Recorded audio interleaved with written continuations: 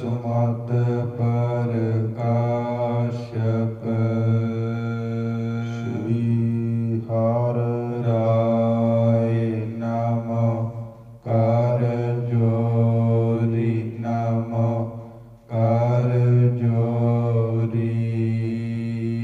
गुर हर कृष्ण मनाए बिहोरी। तेग बहादुर परम किरपाला परम किरपाला। श्री गुरु गोबिंद सिंह बिसाला।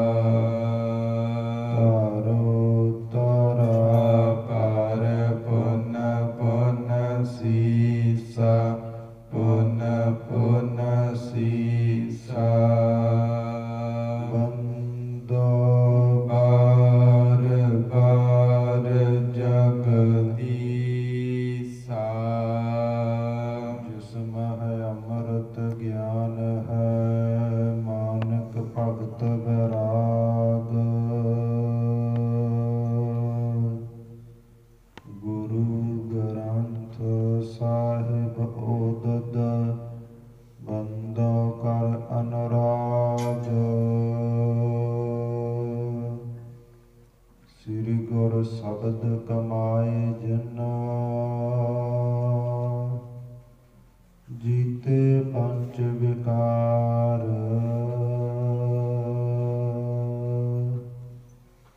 तिन संतन का बंदना सिर चरणन पर तार।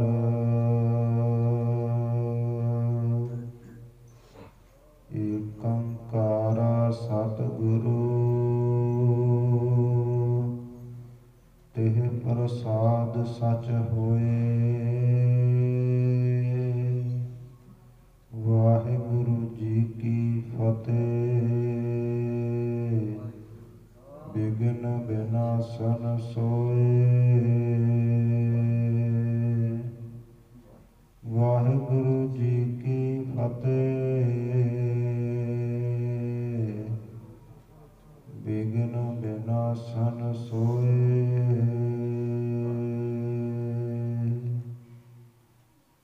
पतित पावन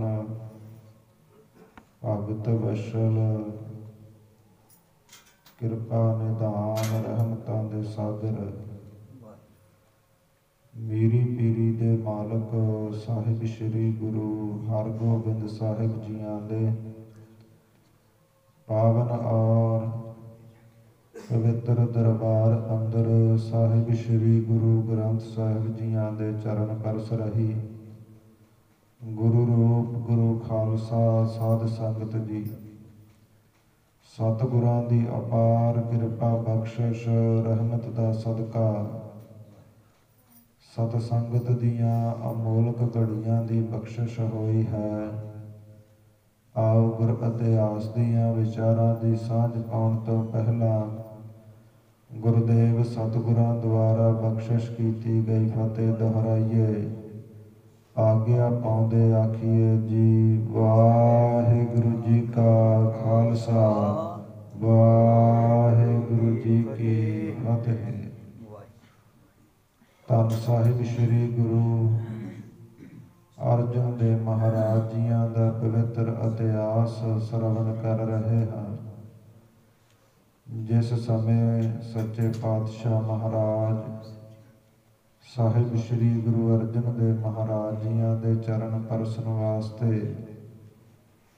ये 6 गुरसिख आए ने। भाई मूला जी, भाई सूजा जी, भाई चंदू जी, भाई रमदास जी, भाई बाला जी, भाई साईदास जी। 6 ने आकर के साहिब श्री गुरु अर्जन देव महाराज जियां दे चरणों ते नमस्कार वंदना कीती है और बेनती कीती है। गुरु गरीब निवाज जे प्राणी कर्म करत द्वै विध सब जानी। कि गरीबां नूं निवाजन वाले साहिब श्री गुरु अर्जन देव महाराज जी 84 ਲੱਖ ਜੂਨਾਂ ਨੂੰ ਭੋਗ ਕਰਕੇ ਮਨੁੱਖਾ ਦੇਹੀ ਪ੍ਰਾਪਤ ਹੁੰਦੀ ਹੈ ਤੇ ਮਨੁੱਖ ਇਸ ਸੰਸਾਰ ਤੇ ਆ ਕਰਕੇ ਦੋ ਤਰੀਕਿਆਂ ਦੇ ਕਰਮ ਕਰਦਾ ਹੈ। ਇੱਕ ਤੇ ਮਹਾਰਾਜ ਵੇਹਤ ਕਰਮ ਹੁੰਦੇ ਨੇ, ਇੱਕ ਅਵੇਹਤ ਕਰਮ ਹੁੰਦੇ ਨੇ। ਵੇਹਤ ਕਰਮ ਉਹ ਹੈ ਜੋ ਗੁਰੂ ਪੀਰ ਗ੍ਰੰਥ ਆਦਿਕ ਕਰਨ ਲਈ ਕਹਿੰਦੇ ਨੇ, ਔਰ ਅਵੇਹਤ ਕਰਮ ਉਹ ਹੈ ਜਿਨ੍ਹਾਂ ਤੇ ਗੁਰੂ ਪੀਰ ਪੈਗੰਬਰ ਦੇਵੀ ਦੇਵਤੇ ਆਦਿਕ ਰੋਕਦੇ ਨੇ ਕਿ ਭੈੜੇ ਕਰਮ ਨਹੀਂ ਕਰਨੇ, ਹਮੇਸ਼ਾ ਚੰਗੇ ਕਰਮ ਹੀ ਕਰਨੇ ਨੇ। ਫਿਰ ਬੇਨਤੀ ਕੀਤੀ, ਮਹਾਰਾਜ ਜੇਕਰ ਕੋਈ ਚੰਗਾ ਕਰਮ ਕਰਦਾ ਹੈ ਤੇ ਚੰਗਾ ਫਲ ਭੁਗਤਦਾ ਹੈ, ਕੋਈ ਮਾੜਾ ਕਰਮ ਕਰਦਾ ਹੈ ਤੇ ਮਾੜਾ ਕਰਮ ਭੁਗਤਦਾ ਹੈ। ਮਹਾਰਾਜ ਇਹਨਾਂ ਦਾ ਜੋ ਲੇਖਾ ਜੋਖਾ ਹੈ ਧਰਮ ਰਾਜੇ ਦੁਆਰਾ ਵੱਖੋ ਵੱਖਰਾ ਕੀਤਾ ਜਾਂਦਾ ਹੈ। ਆਪ ਜੀ ਕਿਰਪਾ ਕਰਕੇ ਦੱਸੋ ਮਹਾਰਾਜ ਕਿਹੜੇ ਕਰਮ ਕਰਨੇ ਚਾਹੀਦੇ ਨੇ ਔਰ ਕਿੰਨਾ ਕਰਮਾਂ ਦਾ ਕੈਸਾ ਫਲ ਹੈ। ਸਾਹਿਬ ਸ੍ਰੀ ਗੁਰੂ ਅਰਜਨ ਦੇਵ ਮਹਾਰਾਜ ਪਵਿੱਤਰ ਮੁਖ ਤੋਂ ਬੋਲੇ ਕਿ 4 ਪ੍ਰਕਾਰਨ ਕੇ ਸਿੱਖ ਜਾਣੇ। ਮਹਾਰਾਜ ਕਹਿੰਦੇ, ਭਾਈ ਗੁਰਸਿੱਖੋ, ਗੁਰੂ ਨਾਨਕ ਪਾਤਸ਼ਾਹ ਮਹਾਰਾਜ ਜੀਆਂ ਦੀ ਪਵਿੱਤਰ ਫੁਲਵਾੜੀ ਅੰਦਰ 4 ਪ੍ਰਕਾਰ ਦੇ ਗੁਰਸਿੱਖ ਹਨ। ਇੱਕ ਤੇ ਉਹ ਨੇ ਜਿਹੜਾ ਸਾਰਾ ਸੇਵਾ ਸਿਮਰਨ ਸਹਿਤ ਕਾਮਨਾ ਦੇ ਕਰਦੇ ਨੇ ਕਿ ਕੋਈ ਵੀ ਕਾਰਜ ਕਰਨਾ ਹੋਵੇ ਇਹ ਬੇਨਤੀ ਕਰਦੇ, ਮਹਾਰਾਜ ਸਾਡਾ ਇਹ ਕਾਰਜ ਹੋ ਜਾਵੇ, ਫਿਰ ਅਸੀਂ ਸਹਿਜ ਪਾਠ, ਅਖੰਡ ਪਾਠ, ਸੁਖਮਨੀ ਸਾਹਿਬ ਕਰਵਾਵਾਂਗੇ। ਤੇ ਦੂਸਰੇ ਉਹ ਨੇ ਜਿਹੜੇ ਬਿਲਕੁਲ ਨਿਸ਼ਕਾਮ ਹੁੰਦੇ ਨੇ, ਗੁਰੂ ਕੀਆਂ ਖੁਸ਼ੀਆਂ ਪ੍ਰਾਪਤ ਕਰਨ ਵਾਸਤੇ ਹੀ ਕੇਵਲ ਅਕਾਲ ਪੁਰਖ ਵਾਹਿਗੁਰੂ ਦੇ ਦਰ ਤੇ ਸੇਵਾ ਸਿਮਰਨ ਕਰਦੇ ਹਨ। ਔਰ ਤੀਸਰੇ ਉਹ ਨੇ ਮਹਾਰਾਜ ਕਹਿੰਦੇ ਜਿਹੜੇ ਭਗਤੀ ਵਿੱਚ ਰੰਗੇ ਹੁੰਦੇ ਨੇ, 8 ਪਹਿਰ ਹੀ ਸੇਵਾ ਸਿਮਰਨ ਕਰਦੇ, ਭਗਤੀ ਕਰਦੇ ਹਨ। ਔਰ ਚੌਥੇ ਤਾਂ ਬ੍ਰਹਮ ਗਿਆਨੀ ਆ ਜਾਂਦੇ ਨੇ ਜਿਨ੍ਹਾਂ ਕੋਲ ਵਾਹਿਗੁਰੂ ਦਾ ਪੂਰਨ ਗਿਆਨ ਹੁੰਦਾ ਹੈ। ਏਦਾਂ ਮਹਾਰਾਜ ਗੁਰਸਿੱਖਾਂ ਤਾਈਂ ਸਮਝਾਉਂਦੇ ਰਹੇ ਕਿ ਭਾਈ ਗੁਰਸਿੱਖੋ, ਸੇਵਾ ਸਿਮਰਨ ਕਰਨ ਦੇ ਨਾਲ ਜੋ ਨਿਸ਼ਕਾਮ ਸੇਵਾ ਕੀਤੀ ਜਾਂਦੀ ਹੈ, ਸੇਵਾ ਕਰਤ ਹੋਏ ਨਿਹਕਾਮੀ ਤਿਸ ਕਾ ਹੋਤ ਪ੍ਰਾਪਤ ਸੁਆਮੀ। ਕਿ ਜੋ ਨਿਸ਼ਕਾਮ ਰਹਿ ਕਰਕੇ ਸੇਵਾ ਸਿਮਰਨ ਕਰਦੇ ਨੇ, ਮਹਾਰਾਜ ਤੋਂ ਕਦੇ ਵੀ ਕੁਝ ਨਹੀਂ ਮੰਗਦੇ, ਉਹਨਾਂ ਨੂੰ ਤੇ ਖੁਦ ਪਰਮੇਸ਼ਰ ਹੀ ਮਿਲ ਜਾਂਦਾ ਹੈ। ਜੋ ਦਾਤਾਂ ਮੰਗਦੇ ਨੇ ਉਹਨਾਂ ਨੂੰ ਉਹ ਦਾਤਾਂ ਪ੍ਰਾਪਤ ਹੋ ਜਾਂਦੀਆਂ ਹਨ। ਏਦਾਂ ਮਹਾਰਾਜ ਗੁਰਸਿੱਖਾਂ ਤਾਈਂ ਸਮਝਾਇਆ ਹੈ। ਗੁਰਸਿੱਖਾਂ ਨੇ ਦੋਨੇ ਹੱਥ ਜੋੜ ਕਰਕੇ ਮਹਾਰਾਜ ਜੀਆਂ ਦੇ ਬਚਨਾਂ ਨੂੰ ਅਪਣਾਇਆ ਹੈ। ਔਰ ਜਦੋਂ ਤੱਕ ਸਰੀਰ ਅੰਦਰ ਸਵਾਸ ਰਹਿ ਸੰਗਤ ਜੀ ਸੇਵਾ ਸਿਮਰਨ ਕਰਦੇ ਰਹੇ, ਮਨੁੱਖਾ ਜੀਵਨ ਨੂੰ ਸਫਲਾ ਕਰਕੇ ਆਪਣਾ ਲੋਕ ਪਰਲੋਕ ਸਵਾਰਿਆ ਹੈ। ਆਓ ਜਿਸ ਪ੍ਰਕਾਰ ਅੱਗੇ ਗੁਰ ਇਤਿਹਾਸ ਆਉਂਦਾ ਹੈ, ਮਨ ਚਿੱਤ ਬਿਰਤੀਆਂ ਇਕਾਗਰ ਕਰੀਏ, ਸ਼ਰਧਾ ਭਾਵਨਾ ਦੇ ਨਾਲ ਸੱਚੇ ਸਤਿਗੁਰਾਂ ਦਾ ਪਵਿੱਤਰ ਇਤਿਹਾਸ ਸ਼ਰਵਣ ਕਰੀਏ ਜੀ। ਸਤਨਾਮ ਸ੍ਰੀ ਵਾਹਿਗੁਰੂ ਸਾਹਿਬ ਜੀਓ। ਚੌਪਈ ਵਿਸ਼ਨੂੰ ਉਤੋ ਬੀਬੜਾ ਜੋਏ, ਸੁੰਦਰ ਮਾਸੀ ਮਿਲ ਕਰ ਦੋਏ। ਸ੍ਰੀ ਅਰਜਨ ਕੀ ਸਰਨੀ ਆਏ, ਹੋਏ ਦੀਨ ਚਰਨੀ ਲਪਟਾਏ। ਵਿਸ਼ਨੂੰ ਉਤੋ ਬੀਬੜਾ ਜੋਏ। ਧੰਨ ਸਾਹਿਬ ਸ੍ਰੀ ਗੁਰੂ ਅਰਜਨ ਦੇਵ ਮਹਾਰਾਜ ਜੀਆਂ ਦੇ ਚਰਨਾਂ ਦੀ ਸ਼ਰਨ ਦੇ ਵਿੱਚ ਹੋਰ 2 ਗੁਰਸਿੱਖ ਆਏ ਨੇ। ਇੱਕ ਦਾ ਨਾਮ ਹੈ ਭਾਈ ਵਿਸ਼ਨੂੰ ਜੀ, ਜੋ ਬੀਬੜਾ ਜਾਤ ਗੋਤ ਦੇ ਰਹਿਣ ਵਾਲੇ ਹਨ। ਸੁੰਦਰ ਮਾਛੀ ਮਿਲ ਕਰ ਦੋਏ। ਤੇ ਦੂਸਰੇ ਭਾਈ ਸੁੰਦਰ ਜੀ ਹਨ, ਜਿਹੜੇ ਮਾਛੀ ਜਾਤ ਗੋਤ ਦੇ ਰਹਿਣ ਵਾਲੇ ਨੇ। ਇਹ ਦੋਨੇ ਗੁਰਸਿੱਖ ਭਾਈ ਵਿਸ਼ਨੂੰ ਜੀ ਭਾਈ ਸੁੰਦਰ ਜੀ ਮਿਲ ਕਰਕੇ ਸ੍ਰੀ ਅੰਮ੍ਰਿਤਸਰ ਸਾਹਿਬ ਆਏ ਹਨ। ਸ੍ਰੀ ਅਰਜਨ ਕੀ ਸਰਨੀ ਆਏ। ਸਾਹਿਬ ਸ੍ਰੀ ਗੁਰੂ ਅਰਜਨ ਦੇਵ ਮਹਾਰਾਜ ਜੀਆਂ ਦੇ ਚਰਨਾਂ ਦੀ ਸ਼ਰਨ ਵਿੱਚ ਫਿਰ ਸ੍ਰੀ ਹਰਿਮੰਦਰ ਸਾਹਿਬ ਪਹੁੰਚਦੇ ਨੇ, ਜਿੱਥੇ ਵੱਡਾ ਦਰਬਾਰ ਸਜਿਆ ਹੋਇਆ ਹੈ। ਸਾਹਿਬ ਸ੍ਰੀ ਗੁਰੂ ਅਰਜਨ ਦੇਵ ਮਹਾਰਾਜ ਗੁਰਸਿੱਖਾਂ ਦੇ ਵਿੱਚ ਬੈਠੇ ਹੋਏ ਗੁਰਸਿੱਖਾਂ ਦੀਆਂ ਬੇਨਤੀਆਂ ਸੁਣ ਰਹੇ ਨੇ, ਅਰਦਾਸਾਂ ਸੁਣ ਰਹੇ ਨੇ। ਦੂਰ ਦਰੇਡਿਆਂ ਤੋਂ ਗੁਰਸਿੱਖ ਆ ਕਰਕੇ ਸਾਹਿਬ ਸ੍ਰੀ ਗੁਰੂ ਅਰਜਨ ਦੇਵ ਮਹਾਰਾਜ ਜੀਆਂ ਦੇ ਚਰਨ ਪਰਸਦੇ, ਬੇਨਤੀਆਂ ਕਰਦੇ, ਮਹਾਰਾਜ ਜੀਆਂ ਦੇ ਅੱਗੇ ਆਪਣੇ ਦੁੱਖ ਸੁੱਖ ਫਰੋਲਦੇ। ਸਾਹਿਬ ਸ੍ਰੀ ਗੁਰੂ ਅਰਜਨ ਦੇਵ ਮਹਾਰਾਜ ਰੋਗਾਂ ਸੋਗਾਂ ਨੂੰ, ਦੁੱਖਾਂ ਨੂੰ ਨਾਸ਼ ਕਰਕੇ ਸੁੱਖਾਂ ਦੇ ਨਾਲ ਝੋਲੀਆਂ ਭਰ ਰਹੇ ਸਨ। ਉਹ ਸਮੇਂ ਇਹ ਭਾਈ ਵਿਸ਼ਨੂੰ ਜੀ ਭਾਈ ਸੁੰਦਰ ਜੀ ਸ੍ਰੀ ਹਰਿਮੰਦਰ ਸਾਹਿਬ ਜੀਆਂ ਦੇ ਅੰਦਰ ਪਹੁੰਚਦੇ ਗੁਰੂ ਅਰਜਨ ਦੇਵ ਮਹਾਰਾਜ ਜੀਆਂ ਦੀ ਸ਼ਰਨ ਵਿੱਚ ਆਉਂਦੇ ਹਨ।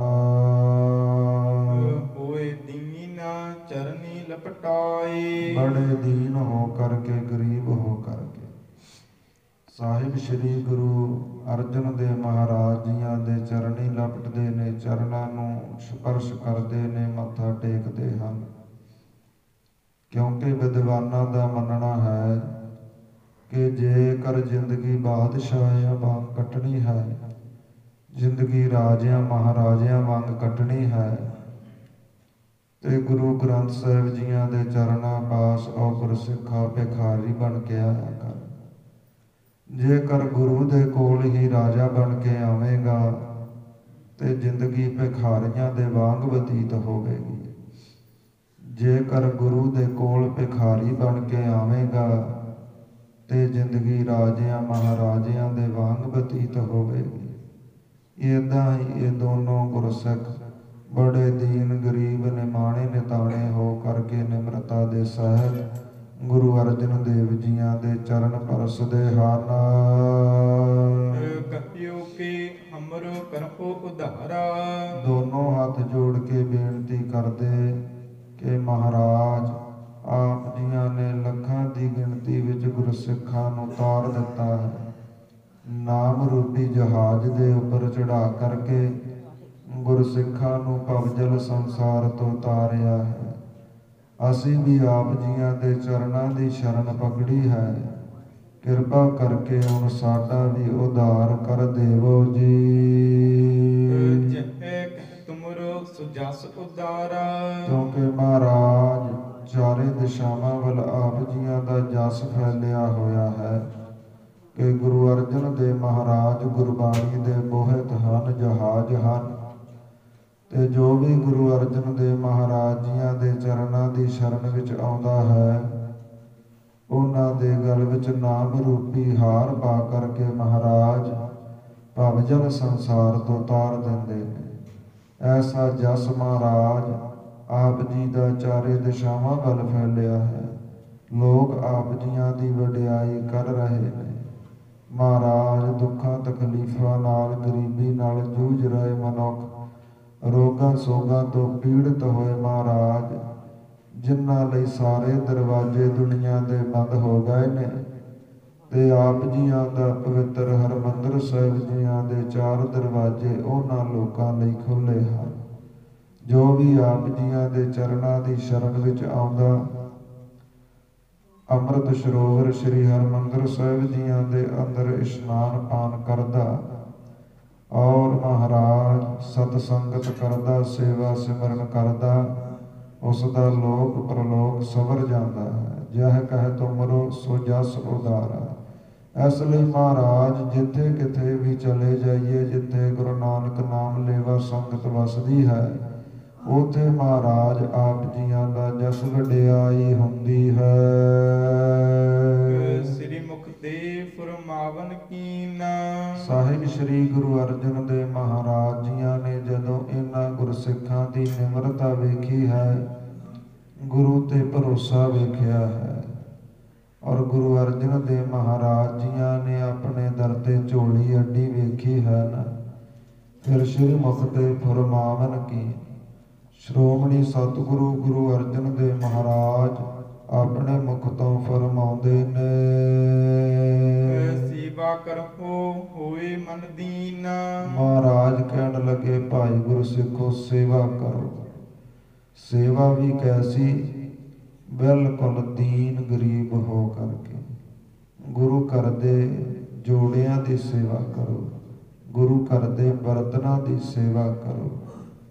ਜਿੰਨੀ ਤੁਸੀਂ ਝੂਠ ਦੇ ਵਿੱਚ ਰਹਿ ਕਰਕੇ ਸੇਵਾ ਕਰੋਗੇ ਤੇ ਤੁਹਾਡਾ ਜੀਵਨ ਓਨਾ ਹੀ ਪਵਿੱਤਰ ਹੋਵੇਗਾ। ਮਹਾਰਾਜ ਕਹਿੰਦੇ, ਭਾਈ ਗੁਰਸਿੱਖਾਂ ਦੇ ਜੋੜੇ ਸਾਫ਼ ਕਰੋ। ਜੋੜੇ ਸਾਫ਼ ਨਹੀਂ ਕਰਨੇ ਤੁਸੀਂ ਆਪਣੀ ਕਿਸਮਤ ਸਾਫ਼ ਕਰਨੀ ਹੈ, ਭਾਗ ਸਾਫ਼ ਕਰਨੇ ਹੈ। ਬਰਤਨ ਮਾਂਜਣਾ ਕਰੋ ਗੁਰੂ ਕੇ ਲੰਗਰਾਂ ਵਿੱਚ ਭਾਈ। ਗੁਰੂ ਕੇ ਲੰਗਰਾਂ ਵਿੱਚ ਸਿਰਫ ਬਰਤਨ ਹੀ ਨਹੀਂ ਮਾਂਜੇ ਜਾਣੇ, ਤੁਸੀਂ ਆਪਣਾ ਮਨ ਮਾਂਜ ਲਵੋਗੇ। ਜਿਵੇਂ ਬਰਤਨਾਂ ਨੂੰ ਕਾਲਖ ਲੱਗੀ ਹੁੰਦੀ ਹੈ, ਸਵਾਹ ਨਾਲ ਮਾਂਜ ਕਰਕੇ ਨਵੇਂ ਨਿਕਲ ਆਉਂਦੇ ਨੇ, ਸਾਫ਼ ਹੋ ਜਾਂਦੇ ਨੇ। ਇੱਦਾਂ ਹੀ ਮਹਾਰਾਜ ਕਹਿੰਦੇ, ਭਾਈ ਜਿਹੜੀ ਜਨਮਾਂ ਜਨਮਾਂਤਰਾਂ ਦੀ ਇਸ ਮਨ ਨੂੰ ਮੈਲ ਲੱਗੀ ਹੈ, ਕਾਲਾ ਹੋਆ ਸਿਆਹ, ਕਾਲੀ ਸ਼ਾਹੀ ਵਰਗਾ ਕਾਲਾ ਹੋਇਆ ਪਿਆ ਹੈ ਵਿਸ਼ੇ ਵਿਕਾਰਾਂ ਦੀ ਮੈਲ ਦੇ ਨਾਲ। ਮਹਾਰਾਜ ਕਹਿੰਦੇ, ਨਾਮ ਰੂਪੀ ਸਵਾਹ ਦੇ ਨਾਲ ਮਲ ਲਵੋ, ਬਰਤਨਾਂ ਦੇ ਨਾਲ ਨਾਲ ਮਨ ਵੀ ਸਾਫ਼ ਹੋ ਜਾਵੇਗਾ। ਧੰਨ ਸਾਹਿਬ ਸ੍ਰੀ ਗੁਰੂ ਅਰਜਨ ਦੇਵ ਮਹਾਰਾਜ ਜੀਆਂ ਨੇ ਉਪਦੇਸ਼ ਦਿੱਤਾ, ਸੇਵਾ ਕਰਹੁ ਹੋਏ ਮਨ ਦੀਨ। ਭਾਈ ਜਦੋਂ ਵੀ ਸੇਵਾ ਕਰਨੀ ਹੈ ਤੇ ਦੀਨ ਗਰੀਬ ਹੋ ਕੇ ਕਰਨੀ ਹੈ। ਕਦੇ ਵੀ ਰਾਜੇ ਬਣ ਕੇ ਸੇਵਾ ਨਹੀਂ ਕਰਨੀ, ਜਾਂ ਮਨ ਵਿੱਚ ਹੰਕਾਰ ਪੈਦਾ ਨਹੀਂ ਕਰਨਾ ਕਿ ਜੇਕਰ ਮੈਂ ਨਾ ਹੋਵਾਂ ਤੇ ਮੇਰੇ ਤੋਂ ਬਿਨਾਂ ਇਹ ਸੇਵਾ ਹੀ ਰਹਿ ਜਾਵੇ, ਮੇਰੇ ਤੋਂ ਬਿਨਾਂ ਇਹ ਕੌਣ ਕਰੇਗਾ। ਮਹਾਰਾਜ ਕਹਿੰਦੇ, ਭਾਈ ਸ਼ੁਕਰ ਮਨਾ ਕਰਕੇ ਮਹਾਰਾਜ ਜੀਆਂ ਦਾ ਕਿ ਸੱਚੇ ਸਤਿਗੁਰੂ ਜੀ ਤੁਸੀਂ ਤਰਸ ਕੀਤਾ ਹੈ, ਦਇਆ ਕੀਤੀ ਹੈ, ਆਪਣੇ ਦਰ ਚੱਲ ਕੇ ਆਉਣ ਦਾ ਬਲ ਬਖਸ਼ਿਆ ਹੈ, ਲੱਤਾਂ ਨੂੰ ਹੱਥਾਂ ਨੂੰ ਸਮਰੱਥਾ ਬਖਸ਼ੀ ਹੈ ਸੇਵਾ ਕਰਨ ਦੀ, ਮਨ ਨੂੰ ਸੋਝੀ ਬਖਸ਼ੀ ਹੈ ਮਹਾਰਾਜ ਆਪ ਜੀਆਂ ਦੇ ਦਰ ਤੇ ਸੇਵਾ ਸਿਮਰਨ ਕਰਨ ਦੀ। ਸਾਹਿਬ ਸ੍ਰੀ ਗੁਰੂ ਅਰਜਨ ਦੇਵ ਮਹਾਰਾਜ ਕਹਿਣ ਲੱਗੇ, ਭਾਈ ਵਿਸ਼ਨੂੰ ਜੀ, ਭਾਈ ਸੁੰਦਰ ਜੀ, ਗੁਰੂ ਨਾਨਕ ਦਾ ਦਰ ਬੜਾ ਵੱਡਾ ਹੈ, ਇਸ ਦਰ ਤੇ ਸੇਵਾ ਸਿਮਰਨ ਕਰੋ ਜੀ। ਸੁੰਦਰ ਬਣਤੇ ਕਾਸ਼ਟ ਆਨੇ। ਫਿਰ ਸੰਗਤ ਜੀ ਮਹਾਰਾਜ ਜੀਆਂ ਦੇ ਬਚਨ ਸੁਣ ਕਰਕੇ ਗੁਰਸਿੱਖਾਂ ਨੇ 7 ਬਚਨ ਕਿਹਾ ਹੈ। ਔਰ ਜੋ ਭਾਈ ਸੁੰਦਰ ਜੀ ਹਨ, ਉਹਨਾਂ ਨੇ ਤੇ ਪਹਿਰਾ ਸਾਂਭ ਲਿਆ ਹੈ ਕਿ ਗੁਰੂ ਕੇ ਲੰਗਰਾਂ ਵਾਸਤੇ ਬਾਲਣ ਇਕੱਠਾ ਕਰਨਾ ਹੈ। ਉਹ ਸੰਗਤ ਜੀ ਬਣ ਜੰਗਲਾਂ ਦੇ ਵਿੱਚ ਚਲੇ ਜਾਂਦੇ, ਜੋ ਅੰਮ੍ਰਿਤਸਰ ਇਲਾਕਾ ਬੀਆਬਾਨ ਜੰਗਲ ਸੀ। ਜੰਗਲਾਂ ਦੇ ਵਿੱਚ ਜਾ ਕਰਦੇ ਸੁੱਕੀਆਂ ਲੱਕੜਾਂ ਚੁੱਕਦੇ, ਸੁੱਕੜੀਆਂ ਲੱਕੜਾਂ ਇਕੱਠੀਆਂ ਕਰਦੇ ਜਾਂ ਕੱਟਦੇ, ਸੁੱਕੀਆਂ ਲੱਕੜਾਂ ਇਕੱਠੀਆਂ ਕਰਕੇ ਪੰਡ ਸਿਰ ਤੇ ਬੰਨ੍ਹਦੇ ਔਰ ਗੁਰੂ ਕੇ ਲੰਗਰਾਂ ਵਾਸਤੇ ਲੈ ਆਉਂਦੇ ਜੀ। ਜਲ ਲਿਆਵਤੇ ਭਰ ਦੇਗ ਸਥਾਨੇ। ਫਿਰ ਸੰਗਤ ਜੀ ਏਦਾਂ ਪਹਿਲੇ ਤੇ ਲੱਕੜਾਂ ਲੈ ਕੇ ਆਉਂਦੇ ਔਰ ਫਿਰ ਸੰਗਤ ਜੀ ਦੂਸਰੇ ਭਾਈ ਵਿਸ਼ਨੂੰ ਜੀ ਜਲ ਲਿਆਵੇ ਭਰ ਦੇਗ ਸਥਾਨੇ।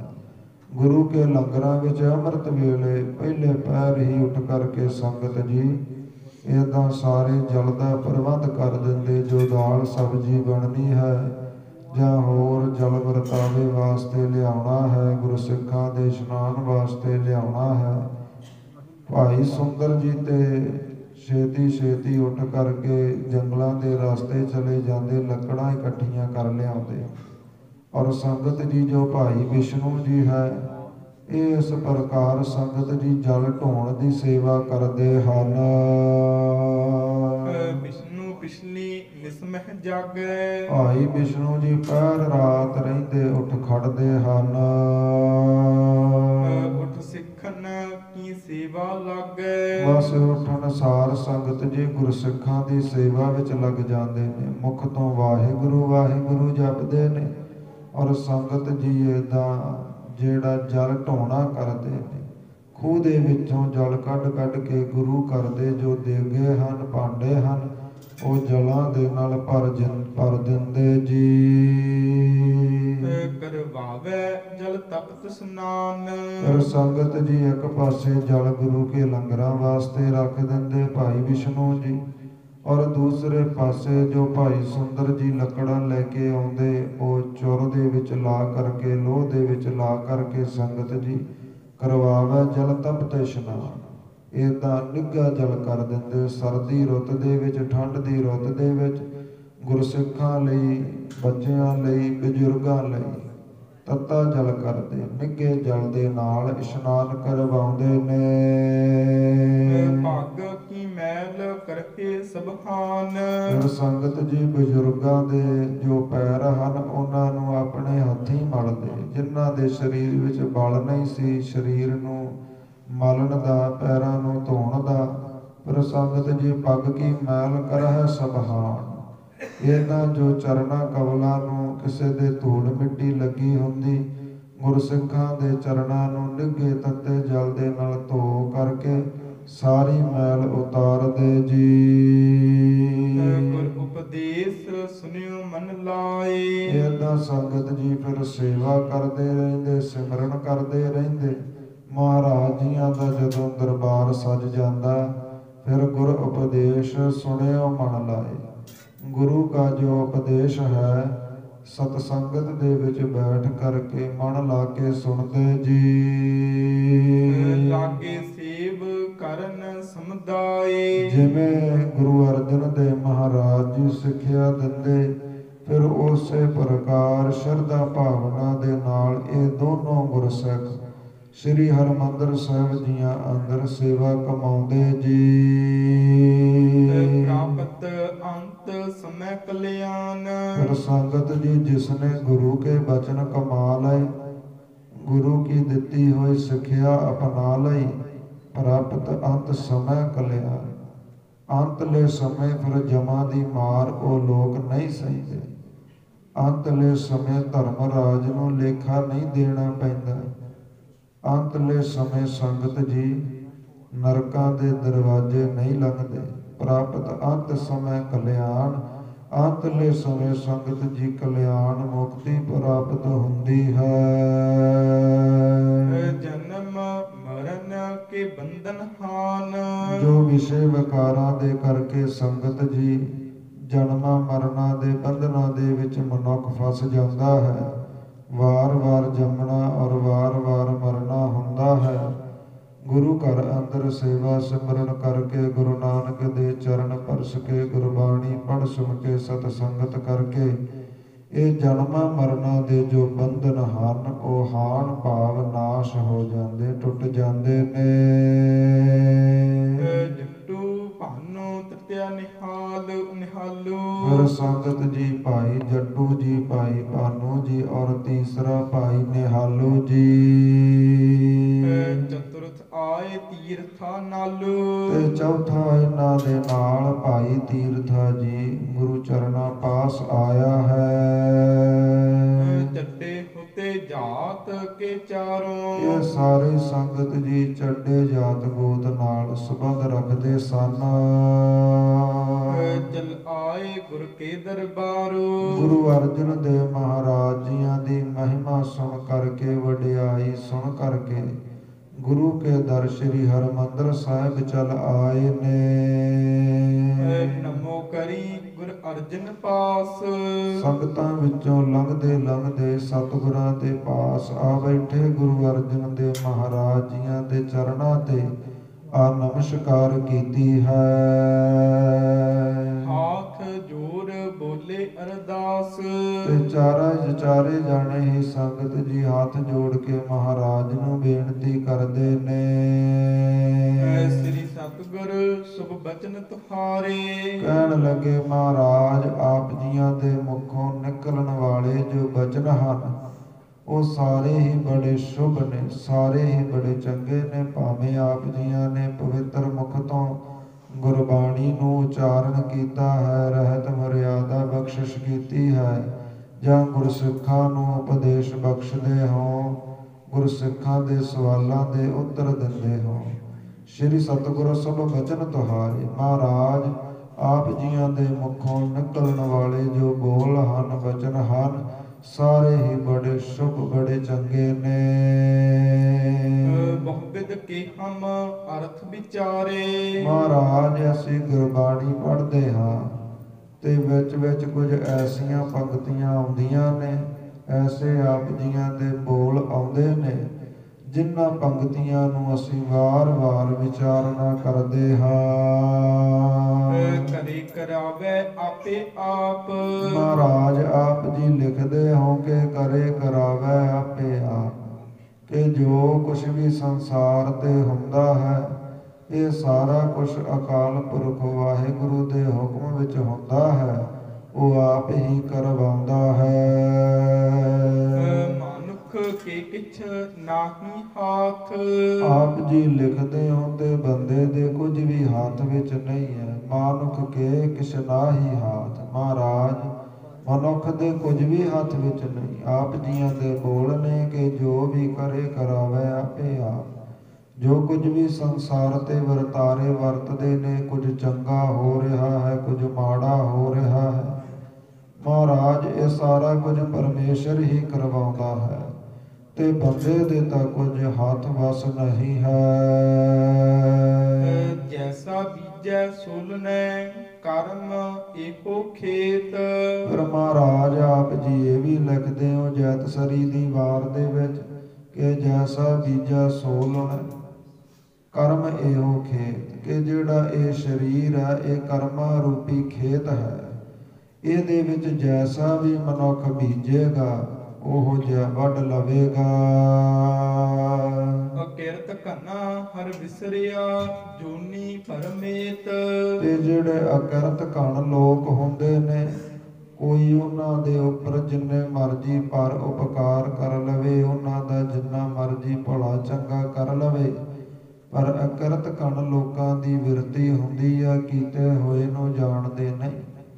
ਕੀਤੇ ਹੋਏ ਪਰ ਉਪਕਾਰਾਂ ਨੂੰ ਪਲ ਦੇ ਵਿੱਚ ਭੁੱਲ ਜਾਂਦੇ ਨੇ, ਵਿਸਾਰ ਜਾਂਦੇ ਨੇ। ਮਹਾਰਾਜ ਆਪ ਜੀ ਜੈਤਸਰੀ ਦੀ ਵਾਰ ਦੇ ਵਿੱਚ ਇਹ ਪੰਕਤੀਆਂ ਲਿਖਦੇ ਹੋ, ਅਕਿਰਤ ਘਣਾ ਹਰ ਵਿਸਰਿਆ।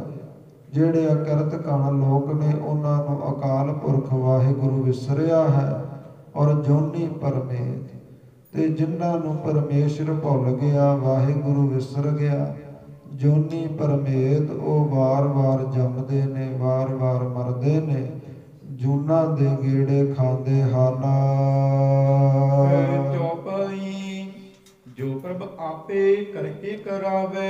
ਇਹਨਾਂ ਚਾਰੇ ਗੁਰਸਿੱਖਾਂ ਨੇ ਸੰਗਤ ਜੀ ਗੁਰੂ ਅਰਜਨ ਦੇਵ ਮਹਾਰਾਜ ਜੀਆਂ ਨੂੰ ਬੇਨਤੀ ਕੀਤੀ, ਸਵਾਲ ਕੀਤਾ, ਮਹਾਰਾਜ ਜੇਕਰ ਆਪ ਜੀਆਂ ਦੀ ਲਿਖਤ ਅਨੁਸਾਰ, ਬੋਲਾਂ ਅਨੁਸਾਰ ਜੋ ਪ੍ਰਭ ਆਪੇ ਕਰਹਿ ਕਰਾਵੇ, ਕਿ ਜੋ ਪਰਮੇਸ਼ਰ ਵਾਹਿਗੁਰੂ ਹੈ, ਜੇਕਰ ਉਹ ਆਪੇ ਹੀ ਸਾਰਾ ਕੁਛ ਕਰਦਾ ਕਰਵਾਉਂਦਾ ਹੈ, ਤੋ ਹਮ ਕਰਹਿ ਜਥਾ ਮਨ ਭਾਵੈ। ਤੇ ਫੇਰ ਤੇ ਮਹਾਰਾਜ ਜੋ ਵੀ ਸਾਡੇ ਮਨ ਵਿੱਚ ਆਉਂਦਾ ਹੈ ਅਸੀਂ ਉਹੀ ਕਰੀਏ, ਕਿਉਂਕਿ ਕਰਵਾਤੇ ਪਰਮੇਸ਼ਰ ਰਿਹਾ ਹੈ। ਜਿੰਨੇ ਮਰਜੀ ਵਿਸ਼ੇ ਵਕਾਰ ਰਜ ਰਜ ਭੋਗੀਏ, ਜਿੰਨੇ ਮਰਜੀ ਨਸ਼ੇ ਕਰੀਏ, ਚੋਰੀਆਂ ਯਾਰੀਆਂ ਝੂਠ ਦੇ ਸਹਾਰੇ ਲਈਏ, ਜਿੰਨੀ ਮਰਜੀ ਮਹਾਰਾਜ ਛਲ ਦੇ ਨਾਲ, ਫਰੇਬ ਧੋਖਿਆਂ ਨਾਲ ਮਾਇਆ ਇਕੱਠੀ ਕਰੀਏ, ਕਿਉਂਕਿ ਆਪ ਜੀ ਤਾਂ ਕਹਿੰਦੇ ਹੋ ਕਿ ਜੋ ਕੁਝ ਵੀ ਕਰਵਾਉਂਦਾ ਹੈ ਉਹ ਵਾਹਿਗੁਰੂ ਹੀ ਕਰਵਾਉਂਦਾ ਹੈ। ਤਾਂ ਹਮ ਕਰਹਿ ਜਥਾ ਮਨ ਭਾਵੈ। ਜੋ ਸਾਡੇ ਮਨ ਵਿੱਚ ਆਉਂਦਾ ਹੈ ਮਹਾਰਾਜ, ਫੇਰ ਤੇ ਅਸੀਂ ਉਹੀ ਕਰ ਲਈਏ ਜੀ। ਕਿਉ ਤਬ ਦੋਸ਼ ਲਗਹਿ ਇਸ ਪ੍ਰਾਨੀ। ਮਹਾਰਾਜ ਜੇਕਰ ਸਾਰਾ ਕੁਝ ਹੀ ਵਾਹਿਗੁਰੂ ਕਰਦਾ ਕਰਵਾਉਂਦਾ ਹੈ ਤੇ ਫਿਰ ਮਨੁੱਖ ਨੂੰ ਸਜ਼ਾ ਕਿਸ ਚੀਜ਼ ਦੀ ਮਿਲਦੀ ਹੈ? ਦੋਸ਼ ਕਾਹਤੋਂ ਲੱਗਦੇ ਨੇ? ਫਿਰ ਮਹਾਰਾਜ ਨਰਕਾਂ ਦੀਆਂ ਸਜ਼ਾਵਾਂ, ਜਮਾਂ ਦੇ ਦੰਡ, ਧਰਮਰਾਜ ਦੀ ਕਚਹਿਰੀ, ਇਹ ਸਾਰਾ ਕੁਝ ਕਿਉਂ ਵੇਖਣਾ ਪੈਂਦਾ ਹੈ ਜੀ? ਜੇ ਕਰਮਨ ਫਲ ਭੁਗਤਹਿ ਜਾਨੀ। ਮਹਾਰਾਜ ਜੇਕਰ ਆਪ ਹੀ ਸਾਰਾ ਕੁਝ ਕਰਦੇ ਹੋ, ਕਰਵਾਉਂਦੇ ਹੋ, ਤੇ ਫਿਰ ਕਰਮਾਂ ਦਾ ਜਿਹੜਾ ਫਲ ਹੈ, ਜਿਵੇਂ ਚੰਗੇ ਕਰਮ ਕੀਤੇ ਹੋਣ ਤੇ ਚੰਗਾ ਫਲ ਪ੍ਰਾਪਤ ਹੁੰਦਾ ਹੈ, ਮਾੜਾ ਕੁਝ ਕੀਤਾ ਹੋਵੇ ਤੇ ਅੱਗੇ ਮਾੜਾ ਭੋਗਣਾ ਪੈਂਦਾ ਹੈ। ਫਿਰ ਕਰਮਾਂ ਦੇ ਜੋ ਫਲ ਹਨ ਇਹ ਕਾਸਤੇ ਵਾਸਤੇ ਭੁਗਤੀ ਦੇ ਨੇ।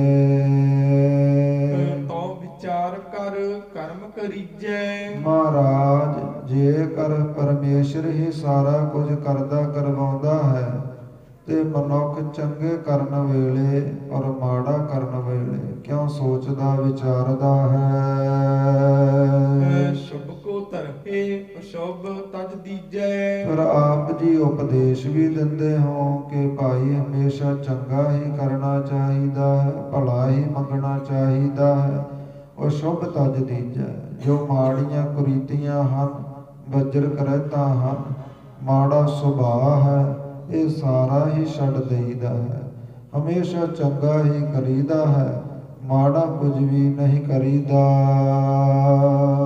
ਕਰੀ ਆਪ ਕੀ ਸਗਰੀ ਬਾਣੀ। ਕਿਉਂਕਿ ਮਹਾਰਾਜ ਇਹ ਸਾਰੀ ਗੁਰਬਾਣੀ ਤੇ ਆਪ ਜੀਆਂ ਦੀ ਹੀ ਉਚਾਰੀ ਹੈ। ਗੁਰੂ ਨਾਨਕ ਪਾਤਸ਼ਾਹ ਮਹਾਰਾਜ ਜੀਆਂ ਤੋਂ ਲੈ ਕਰਕੇ ਪੰਜਵੇਂ ਸਰੂਪ ਗੁਰੂ ਅਰਜਨ ਦੇਵ ਮਹਾਰਾਜ ਜੀ ਆਪ ਜੀਆਂ ਨੇ ਆਦਿ ਸ੍ਰੀ ਗੁਰੂ ਗ੍ਰੰਥ ਸਾਹਿਬ ਜੀਆਂ ਦੇ ਅੰਦਰ ਭਾਈ ਗੁਰਦਾਸ ਜੀਆਂ ਨੂੰ ਲਿਖਾਰੀ ਲਾ ਕਰਕੇ ਭੱਟ ਸਾਹਿਬਾਨਾਂ ਦੀ, ਭਗਤ ਸਾਹਿਬਾਨਾਂ ਦੀ, ਗੁਰਸਿੱਖਾਂ ਦੀ ਜੋ ਗੁਰਬਾਣੀ ਹੈ ਆਪਣੇ ਮੁਖ ਤੋਂ ਉਚਾਰ ਲਿਖਵਾਈ ਹੈ। ਕਿਸ ਕੋ ਧਰਹਿ ਸ੍ਰੀ ਲਹਿ ਪ੍ਰਾਨੀ। ਮਹਾਰਾਜ, ਹੁਣ ਸਾਨੂੰ ਦੱਸੋ ਅਸੀਂ ਕਿਸ ਚੀਜ਼ ਤੇ ਭਰੋਸਾ ਕਰੀਏ ਕਿ ਜੋ ਕੁਝ ਵੀ ਕਰਦਾ ਹੈ ਪਰਮੇਸ਼ਰ ਕਰਵਾਉਂਦਾ ਹੈ, ਜਾਂ ਮਨੁੱਖ ਚੰਗਾ ਮਾੜਾ ਕਰਦਾ ਹੈ ਇਸ ਲਈ ਫਲ ਭੁਗਤਦਾ ਹੈ ਜੀ। ਸ੍ਰੀ ਅਰਜਨ ਤਬ ਉੱਤਰ ਦਇਓ। ਇਹਨਾਂ ਨੇ ਬੇਨਤੀ ਕੀਤੀ, ਮਹਾਰਾਜ ਸਾਨੂੰ ਦੱਸੋ ਸਾਡੀ ਮੁਕਤੀ ਕਿਵੇਂ ਹੋਵੇਗੀ, ਇਹ ਸ਼ੰਕਾ ਨਿਵਰਤ ਕਰੋ। ਫਿਰ ਸ਼੍ਰੋਮਣੀ ਸਤਿਗੁਰੂ ਗੁਰੂ ਅਰਜਨ ਦੇਵ ਮਹਾਰਾਜ ਜੀ ਉੱਤਰ ਦਿੰਦੇ ਨੇ। ਸ੍ਰੀ ਗ੍ਰੰਥ ਸਾਹਿਬ ਗੁਰ ਕਯੋ। ਮਹਾਰਾਜ ਕਹਿੰਦੇ, ਭਾਈ ਸ਼੍ਰੋਮਣੀ ਆਦਿ ਸ੍ਰੀ ਗੁਰੂ ਗ੍ਰੰਥ ਸਾਹਿਬ ਮਹਾਰਾਜ ਅਸੀਂ ਗੁਰੂ ਕਰ ਦਿੱਤਾ ਹੈ। ਕਾਰਨ ਕਰਨ ਕੇਰ ਕਲਿਆਣ। ਕਾਹਦੇ ਵਾਸਤੇ? ਮਹਾਰਾਜ ਕਹਿੰਦੇ ਕਲਿਆਣ ਵਾਸਤੇ, ਮੁਕਤੀ ਵਾਸਤੇ, ਜੋ ਆਦਿ ਸ੍ਰੀ ਗੁਰੂ ਗ੍ਰੰਥ ਸਾਹਿਬ ਜੀਆਂ ਦੀ ਗੁਰਬਾਣੀ ਲਿਖਵਾਈ ਹੈ। ਪਠੇ ਕਮਾਵਤੇ ਸੁਨਹਿ ਸੁਜਾਨ। ਕੋਈ ਪੜ ਲਵੇ, ਕੋਈ ਸੁਣ ਲਵੇ, ਕੋਈ ਏਦਾਂ ਸੋਹਣੀ ਬਿਰਤੀ ਵਾਲਾ, ਚੰਗੀ ਸੋਚ ਵਾਲਾ ਗੁਰੂ ਕੇ ਸ਼ਬਦਾਂ ਤਾਈਂ ਕਮਾ ਲਵੇ ਜੀ। ਅਧਿਕਾਰਨ ਪਰ ਸ਼ਬਦ ਬਨਾਏ। ਮਹਾਰਾਜ ਕਹਿੰਦੇ ਇਹ ਵੱਖੋ ਵੱਖਰੇ ਅਧਿਕਾਰੀ ਲੋਕ ਹੁੰਦੇ ਨੇ। ਕੋਈ ਕਿਸ ਚੀਜ਼ ਦਾ ਅਧਿਕਾਰੀ ਹੁੰਦਾ ਹੈ, ਕੋਈ ਕਿਸ ਚੀਜ਼ ਦਾ ਅਧਿਕਾਰੀ ਹੁੰਦਾ ਹੈ। ਇਹ ਵੱਖੋ ਵੱਖਰੀ ਜੋ ਗੁਰਬਾਣੀ ਹੈ ਨਾ, ਇਹ ਏਦਾਂ ਸੋਚ ਵਿਚਾਰ ਕੇ ਜੈਸਾ ਕੋਈ ਅਧਿਕਾਰੀ ਆਇਆ ਉਸ ਨੂੰ ਉਹੋ ਜਿਹਾ ਉਪਦੇਸ਼ ਬਖਸ਼ਿਆ, ਜੈਸੀ ਕੋਈ ਨੀਤ ਲੈ ਕੇ ਆਇਆ ਉਹਦੀਆਂ ਝੋਲੀਆਂ ਉਹੋ ਜਿਹੀ ਦਾਤ ਨਾਲ ਅਸੀਂ ਭਰ ਦਿੱਤੀਆਂ। ਅਧਿਕਾਰਨ ਪਰ ਸ਼ਬਦ ਬਣਾਏ। ਜੈਸੇ ਜੈਸੇ ਸਾਨੂੰ ਲੋਕ ਮਿਲਦੇ ਗਏ, ਜੈਸਾ ਜੈਸਾ ਵਰਤਾਰਾ ਸੰਸਾਰ ਤੇ ਵਰਤਦਾ ਗਿਆ, ਉਸੇ ਅਨੁਸਾਰ ਸ਼ਬਦ ਬਣਾਏ ਹਨ। ਜਸ ਅਧਿਕਾਰੀ ਤਥਾ ਕਮਾਏ। ਭਾਈ ਜੈਸਾ ਕੋਈ ਅਧਿਕਾਰੀ ਹੋਵੇਗਾ ਉਹੋ ਜਿਹਾ ਗੁਰਬਾਣੀ ਨੂੰ ਕਮਾ ਲਵੇਗਾ। ਸਭ ਅਧਿਕਾਰਨ ਕੀ ਗੁਰ ਸਿੱਖ ਹੈ। ਜਿਹੜੇ ਗੁਰੂ ਕੇ ਸਿੱਖ ਹਨ ਨਾ, ਇਹ ਵੱਖਰੋ ਵੱਖਰੇ ਅਧਿਕਾਰਾਂ ਦੇ ਲੋਕ ਨੇ। ਕੋਈ ਸੇਵਾ ਸਿਮਰਨ ਦਾ ਅਧਿਕਾਰੀ ਹੈ, ਕੋਈ ਕੇਵਲ ਭਗਤੀ ਦਾ ਅਧਿਕਾਰੀ ਹੈ, ਕੋਈ ਕੇਵਲ ਗਿਆਨ ਦਾ ਅਧਿਕਾਰੀ ਹੈ। ਗ੍ਰਹਿਣ ਕਰੇ ਜਿਮ ਨਿਜ ਮਤ ਪਿਖ ਹੈ। ਭਾਈ ਫਿਰ ਉਹੋ ਜਿਹਾ ਹੀ ਗ੍ਰਹਿਣ ਕਰ ਲਵੇਗਾ ਜਿਹੋ ਜੀ ਮਤ ਹੋਵੇਗੀ। ਹੁਣ ਅਸੀਂ ਤੇ ਕਹਿ ਦਿੱਤਾ ਹੈ ਕਿ ਜੈਸਾ ਬੀਜਾ ਸੋ ਲੁਣਾ, ਕਰਮ ਇਹੋ ਖੇਤ, ਅਕਰਤ ਘਣਾ ਹਰ ਵਿਸਰਿਆ ਜੋਨੀ ਪਰਮੇਤ। ਕਿ ਭਾਈ ਜਿਹੋ ਜੇ ਕੋਈ ਕਰਮ ਕਰਦਾ ਹੈ, ਜੋ ਬੀਜੇਗਾ ਸੋ ਵੱਢ ਲਵੇਗਾ। ਇਹ ਸਰੀਰ ਕਰਮਾਂ ਰੂਪੀ ਖੇਤ ਹੈ। ਔਰ ਜਿਹੜੇ ਅਕਰਤ ਘਣ ਲੋਕ ਨੇ, ਜਿਨ੍ਹਾਂ ਨੂੰ ਵਾਹਿਗੁਰੂ ਪਰਮੇਸ਼ਰ ਵਿਸਰ ਜਾਂਦਾ ਹੈ, ਉਹ ਵਾਰ-ਵਾਰ ਜੋਨੀਆਂ ਭੁਗਤਦੇ ਨੇ। ਮਹਾਰਾਜ ਕਹਿੰਦੇ ਗ੍ਰਹਿਣ ਕਰੈ ਜਿਮ ਨਿਜ ਮਤ ਹੋਏ। ਮਹਾਰਾਜ ਕਹਿੰਦੇ ਭਾਈ ਜੈਸੀ ਕਿਸੇ ਦੀ ਮਤ ਹੋਵੇਗੀ, ਗੁਰਬਾਣੀ ਨੂੰ ਪੜ੍ਹ ਸੁਣ ਕੇ ਉਹ ਜੀ ਮਤ ਪ੍ਰਾਪਤ ਕਰ ਲਵੇਗਾ। ਸਤ ਸੰਗਤ ਮਹਿ ਜੋ ਨਹਿਰਾਤੇ। ਮਹਾਰਾਜ ਕਹਿੰਦੇ ਭਾਈ ਜਿਹੜੇ ਫਿਰ ਸਤ ਸੰਗਤ ਕਰਦੇ ਹੀ ਨਹੀਂ, ਸੇਵਾ ਸਿਮਰਨ ਕਰਦੇ ਹੀ ਨਹੀਂ, ਜਿਹੜੇ ਸਤ ਸੰਗ ਦੇ ਰੰਗਾਂ ਵਿੱਚ ਰੰਗੇ ਨਹੀਂ ਹਨ, ਗ੍ਰਹਿਸਤ ਫਸਹੇ ਕੈ ਰਾਜ ਕਮਾਤੇ। ਮਹਾਰਾਜ ਕਹਿੰਦੇ ਗ੍ਰਸਤੀ ਜੀਵਨ ਵਿੱਚ ਫਸੇ ਬੈਠੇ ਨੇ, ਗ੍ਰਸਤ ਫਸਾ ਹੈ ਕਿ ਰਾਜ ਕਮਾਤੇ। ਉਹਨਾਂ ਨੂੰ ਇਹ ਲੱਗਦਾ ਹੈ ਕਿ ਅਸੀਂ ਰਾਜ ਭਾਗ ਭੋਗ ਰਹੇ ਹਾਂ, ਪੁੱਤਰ ਧੀਆਂ ਵੀ ਸਾਡੇ ਕਮਾਉਣ ਵਾਲੇ ਹੋ ਗਏ, ਆਪਦੇ ਕੋਲ ਵੀ ਵਾਧੂ ਮਾਇਆ ਹੈ। ਮਹਾਰਾਜ ਕਹਿੰਦੇ ਕੁਝ ਹੋਰ ਨਹੀਂ, ਉਹ ਤੇ ਸਿਰਫ ਗ੍ਰਸਤ ਵਿੱਚ ਫਸੇ ਹੋਏ ਨੇ ਔਰ ਐਵੇਂ ਹੀ ਆਪਣੇ ਆਪ ਨੂੰ ਰਾਜੇ ਸਮਝਦੇ ਹਨ। ਪਾਪ ਰੂਪੁੰਨ ਕਰਹਿ ਬਹੁ ਬੇਰ। ਤੇ ਗ੍ਰਸਤ ਦੇ ਵਿੱਚ ਫਸੇ ਫਸੇ ਬੜੇ ਪਾਪ ਵੀ ਕਰਦੇ ਨੇ, ਬੜੇ ਪੁੰਨ ਵੀ ਕਮਾਉਂਦੇ ਨੇ। ਅਧਿਕਾਰੀ ਇਸ ਤੁਕ ਕੇਰ। ਮਹਾਰਾਜ ਕਹਿੰਦੇ ਜਿਹੜੇ ਫਿਰ ਸੇਵਾ ਸਿਮਰਨ ਸਤ ਸੰਗਤ ਨਹੀਂ ਕਰਦੇ ਭਾਈ, ਗ੍ਰਸਤ ਦੇ ਵਿੱਚ ਫਸੇ ਹੋਏ, ਕੰਮਾਂ ਕਾਰਾਂ ਦੇ ਵਿੱਚ ਫਸੇ ਹੋਏ, ਏਦਾਂ ਬੜੇ ਪਾਪ ਵੀ ਕਮਾਉਂਦੇ, ਕਦੇ ਕਦੇ ਪੁੰਨ ਵੀ ਕਰ ਦਿੰਦੇ। ਸੋ ਅਧਿਕਾਰੀ ਇਸ ਤੁਕ ਕੇ, ਉਹਨਾਂ ਲਈ ਅਸੀਂ ਇੱਕ ਤੁਕ ਬਣਾਈ ਹੈ, ਐਸਾ ਸ਼ਬਦ ਬਣਾਇਆ ਹੈ। ਜੀ ਆ ਬੀਜੈ ਸੁਲਨੈ ਕਰਮ ਸੰਦੜਾ ਖੇਤ। ਤੇ ਭਾਈ ਜਿਹੋ ਜਿਹਾ ਕੋਈ ਬੀਜੇਗਾ ਉਹੋ ਜਿਹਾ ਲੁਣੇ ਭਾਵ ਵੱਢ ਲਵੇਗਾ। ਕਰਮਾ ਸੰਦੜਾ ਖੇਤ, ਇਹ ਸਰੀਰ ਕਰਮਾ ਰੂਪੀ ਖੇਤ ਹੈ। ਖੇਤ ਦੇ ਵਿੱਚ ਕਿਸਾਨ ਜੋ ਵੀ ਬੀਜਦਾ ਹੈ ਸੰਗਤ ਜੀ ਉਹੀ ਵੱਢ ਲੈਂਦਾ ਹੈ। ਜੈਸੀ ਫਸਲ ਬੀਜਦਾ ਹੈ ਉਹ ਜੀ ਵੱਢ ਲੈਂਦਾ ਹੈ। ਏਦਾਂ ਹੀ ਜੇਕਰ ਕੋਈ ਪਾਪ ਬੀਜੇਗਾ ਤੇ ਪਾਪ ਹੀ ਦੁੱਖਾਂ ਨੂੰ ਹੀ ਵੱਢੇਗਾ, ਕੋਈ ਪੁੰਨ ਬੀਜੇਗਾ ਤੇ ਸੁੱਖਾਂ ਨੂੰ ਵੱਢ ਲਵੇਗਾ। ਮਹਾਰਾਜ ਕਹਿੰਦੇ ਇਸ ਸ਼ਬਦ ਦੇ ਪਰਥਾਏ ਭਾਈ ਵੱਖੋ ਵੱਖਰੇ ਅਧਿਕਾਰੀ ਨੇ, ਹਰ ਇੱਕ ਦੇ ਉੱਪਰ ਮਹਾਰਾਜ ਕਹਿੰਦੇ ਗੁਰਬਾਣੀ ਦਾ ਸਿਧਾਂਤ ਲਾਗੂ ਹੁੰਦਾ ਹੈ। ਔਰ ਜਿਹੜੇ ਲੋਕ ਗ੍ਰਸਤ ਦੇ ਵਿੱਚ ਫਸੇ ਹੋਏ ਵਾਹਿਗੁਰੂ ਨੂੰ ਭੁੱਲੇ ਬੈਠੇ ਨੇ, ਉਹਨਾਂ ਦੇ ਪਰਥਾਏ ਅਸੀਂ ਇਹ ਵੀ ਉਚਾਰਿਆ ਹੈ ਮਾਝ ਰਾਗ ਦੇ ਅੰਦਰ, ਜਿਹਾ ਬੀਜਾ ਸੋ ਲੁਣੈ ਕਰਮਾ ਸੰਦੜਾ ਖੇਤ। ਜਿਹਾ ਕੋਈ ਬੀਜੇਗਾ ਉਹ ਜਿਹਾ ਸੋਈ ਵੱਢ ਲਵੇਗਾ। ਚੌਪਈ ਇੱਕ ਉਪਾਸਨਾ ਕਰ ਲਲਚਾਏ। ਮਹਾਰਾਜ ਕਹਿੰਦੇ ਭਾਈ ਇੱਕ ਤੇ ਉਪਾਸਨਾ ਵਾਹਿਗੁਰੂ ਦੀ ਭਗਤੀ ਵਿੱਚ ਲਲਚਾਏ ਨੇ। ਜੋ ਅਸੀਂ ਭਗਤੀ ਲਿਖੀ ਹੈ ਨਾ ਕਿ ਕਰੇ ਕਰਾਵੇ ਆਪੇ ਆਪ ਮਾਨੁਖ ਕੇ ਕਿਛ ਨਾਹੀ ਹਾਥ, ਇਹ ਨਹੀਂ ਕਿ ਵਿਸ਼ੇ ਵਕਾਰ ਭੋਗੀ ਜਾਣੇ ਤੇ ਕਹਿ ਦੇਣਾ ਇਹ ਪਰਮੇਸ਼ਰ ਨੇ ਕਰਵਾਇਆ ਹੈ। ਇਹਦਾ ਨਸ਼ੇ ਕਰ ਕਰਕੇ ਜੀਵਨ ਬਰਬਾਦ ਕਰ ਲੈਣਾ ਤੇ ਕਹਿ ਦੇਣਾ ਕਿ ਤੇ ਵਾਹਿਗੁਰੂ ਨੇ ਕਰਵਾਇਆ ਹੈ। ਏਦਾਂ ਬੱਚੀਆਂ ਦੇ ਨਾਲ ਬਲਾਤਕਾਰ ਕਰ ਦੇਣੇ ਤੇ ਮਗਰੋਂ ਕਹਿ ਦੇਣਾ ਹੈ ਕਿ ਇਹ ਤੇ ਵਾਹਿਗੁਰੂ ਨੇ ਕਰਵਾਇਆ ਹੈ।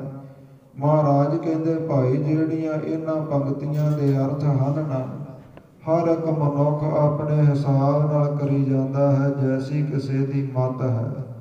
ਜੇਕਰ ਕੋਈ ਮਾੜਾ ਹੀ ਕਰਨਾ ਚਾਹੇ, ਭੈੜੇ ਕਰਮ ਹੀ ਕਰਨਾ ਚਾਹੇ ਤੇ ਕਰਕੇ ਕਹਿ ਦੇਵੇ ਕਿ ਕਰੇ ਕਰਾਵੇ ਆਪੇ ਆਪ, ਮਹਾਰਾਜ ਕਹਿੰਦੇ ਨਹੀਂ ਭਾਈ, ਅਸੀਂ ਤਾਂ ਇਹ ਪੰਕਤੀ ਉਹਨਾਂ ਵਾਸਤੇ ਉਚਾਰੀ ਹੈ ਇੱਕ ਉਪਾਸਨਾ ਪਰ ਲਲਚਾਏ, ਕਿ ਇੱਕ ਤੇ ਹਿਰਦੇ ਅੰਦਰ ਵਾਹਿਗੁਰੂ ਦੀ ਭਗਤੀ ਦਾ ਲਾਲਚ ਕਰਦੇ ਨੇ ਕਿ ਕੋਈ ਵੀ ਸਮਾਂ ਆਪਣਾ ਵਿਅਰਥ ਨਹੀਂ ਜਾਣ ਦਿੰਦੇ। ਤੁਰਦੇ ਫਿਰਦੇ ਕੰਮ ਕਰਦੇ ਵੀ ਏਦਾਂ ਵਾਹਿਗੁਰੂ ਵਾਹਿਗੁਰੂ ਵਾਹਿਗੁਰੂ ਜਪਦੇ ਨੇ। ਅੰਮ੍ਰਿਤ ਵੇਲੇ ਦਾ ਜਾਗਦੇ ਨੇ, ਨਿਤਨੇਮ ਦਾ ਕਰਦੇ ਨੇ, ਗੁਰੂ ਕੇ ਦਰਸ਼ਨ ਸਤ ਸੰਗਤ ਕਰਦੇ ਨੇ। ਮਹਾਰਾਜ ਕਹਿੰਦੇ ਇਹ ਤੇ ਉਹਨਾਂ ਦੇ ਵਿੱਚ ਨਿਮਰਤਾ ਪ੍ਰਥਾਏ ਪੰਕਤੀ ਉਚਾਰੀ ਹੈ ਕਿ ਸੇਵਾ ਸਿਮਰਨ ਕਰਨ ਤੋਂ ਬਾਅਦ ਵੀ ਗੁਰਸਿੱਖ ਇਹ ਕਹਿ ਦੇਣ ਕਿ ਕਰੇ ਕਰਾਵੇ ਆਪੇ ਆਪ, ਮਾਨੁਖ ਕੇ ਕਿਛ ਨਾਹੀ ਹਾਥ। ਐ ਵਾਹਿਗੁਰੂ ਸਾਡੀ ਕਿਤੇ ਸਮਰੱਥਾ ਹੈ। ਕਬੀਰ ਨਾਮ ਕੀਆ ਨ ਕਰਹਿ ਨਾ ਕਰ ਸਕੈ ਸਰੀਰ, ਜੋ ਕੀਆ ਸੋ ਹਰ ਕੀਆ ਭਇਓ ਕਬੀਰ ਕਬੀਰ। ਕਿਹਾ ਵਾਹਿਗੁਰੂ ਨਾ ਤੇ ਮੈਂ ਕਰ ਸਕਦਾ, ਨਾ ਮੇਰਾ ਸਰੀਰ ਕਰ ਸਕਦਾ ਹੈ, ਕਿਉਂਕਿ ਸਰੀਰ ਵੀ ਆਪ ਜੀਆਂ ਦੇ ਦੁਆਰਾ ਬਖਸ਼ਿਸ਼ ਕੀਤੇ ਗਏ ਸਵਾਸਾਂ ਦੇ ਸਹਾਰੇ ਹੈ। ਮਹਾਰਾਜ ਆਪ ਜੀ ਸਵਾਸ ਕੱਢ ਲੈਂਦੇ ਹੋ ਤੇ ਸਰੀਰ ਦੀ ਸਾਰੀ ਸਮਰੱਥਾ ਮਿੱਟੀ ਹੋ ਜਾਂਦੀ ਹੈ। ਇਸ ਲਈ ਸੇਵਾ ਸਿਮਰਨ ਕਰਕੇ, ਸਤ ਸੰਗਤ ਕਰਕੇ ਵੀ ਕਿਤੇ ਸਾਡੇ ਗੁਰਸਿੱਖ ਦੇ ਹਿਰਦੇ ਅੰਦਰ ਹੰਕਾਰ ਨਾ ਆ ਜਾਵੇ ਕਿ ਇਹ ਕੰਮ ਮੈਂ ਕੀਤਾ ਹੈ, ਇਹ ਕੰਮ ਮੈਂ ਨਾ ਕਰਦਾ ਤੇ ਨਾ ਹੁੰਦਾ।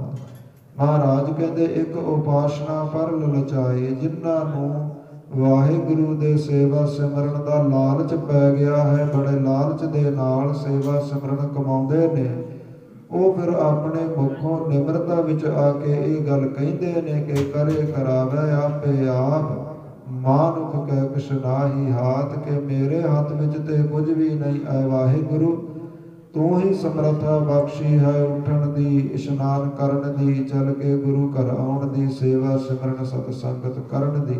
ਮਹਾਰਾਜ ਕਹਿੰਦੇ ਭਾਈ ਜਿਹੜੇ ਵਾਹਿਗੁਰੂ ਦੇ ਨਾਮ ਦੇ ਲਾਲਚੀ ਲੱਗੇ ਨੇ,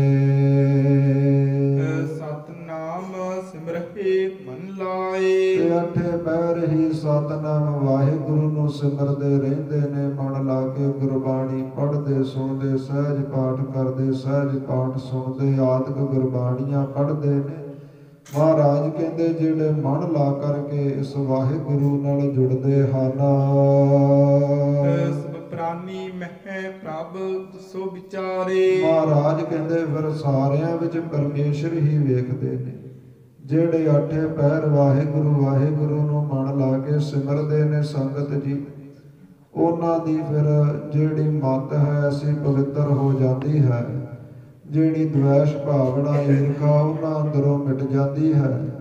ਜੋ ਦੋਸਤ ਹੈ, ਜੋ ਦੁਸ਼ਮਣ ਹੈ, ਕੋਈ ਭੇਦ ਨਹੀਂ ਰਹਿੰਦਾ ਸੰਗਤ ਜੀ, ਸਾਰੇ ਇੱਕੋ ਹੀ ਦਿਖਾਈ ਦਿੰਦੇ ਨੇ। ਸਭ ਪ੍ਰਾਨੀ ਮਹਿ ਪ੍ਰਭ ਸੋ ਵਿਚਾਰੇ, ਸਾਰਿਆਂ ਜੀਵਾਂ ਵਿੱਚ, ਸਾਰਿਆਂ ਲੋਕਾਂ ਵਿੱਚ ਉਹਨਾਂ ਨੂੰ ਪਰਮੇਸ਼ਰ ਹੀ ਵਾਹਿਗੁਰੂ ਦਿਖਾਈ ਦਿੰਦਾ ਹੈ।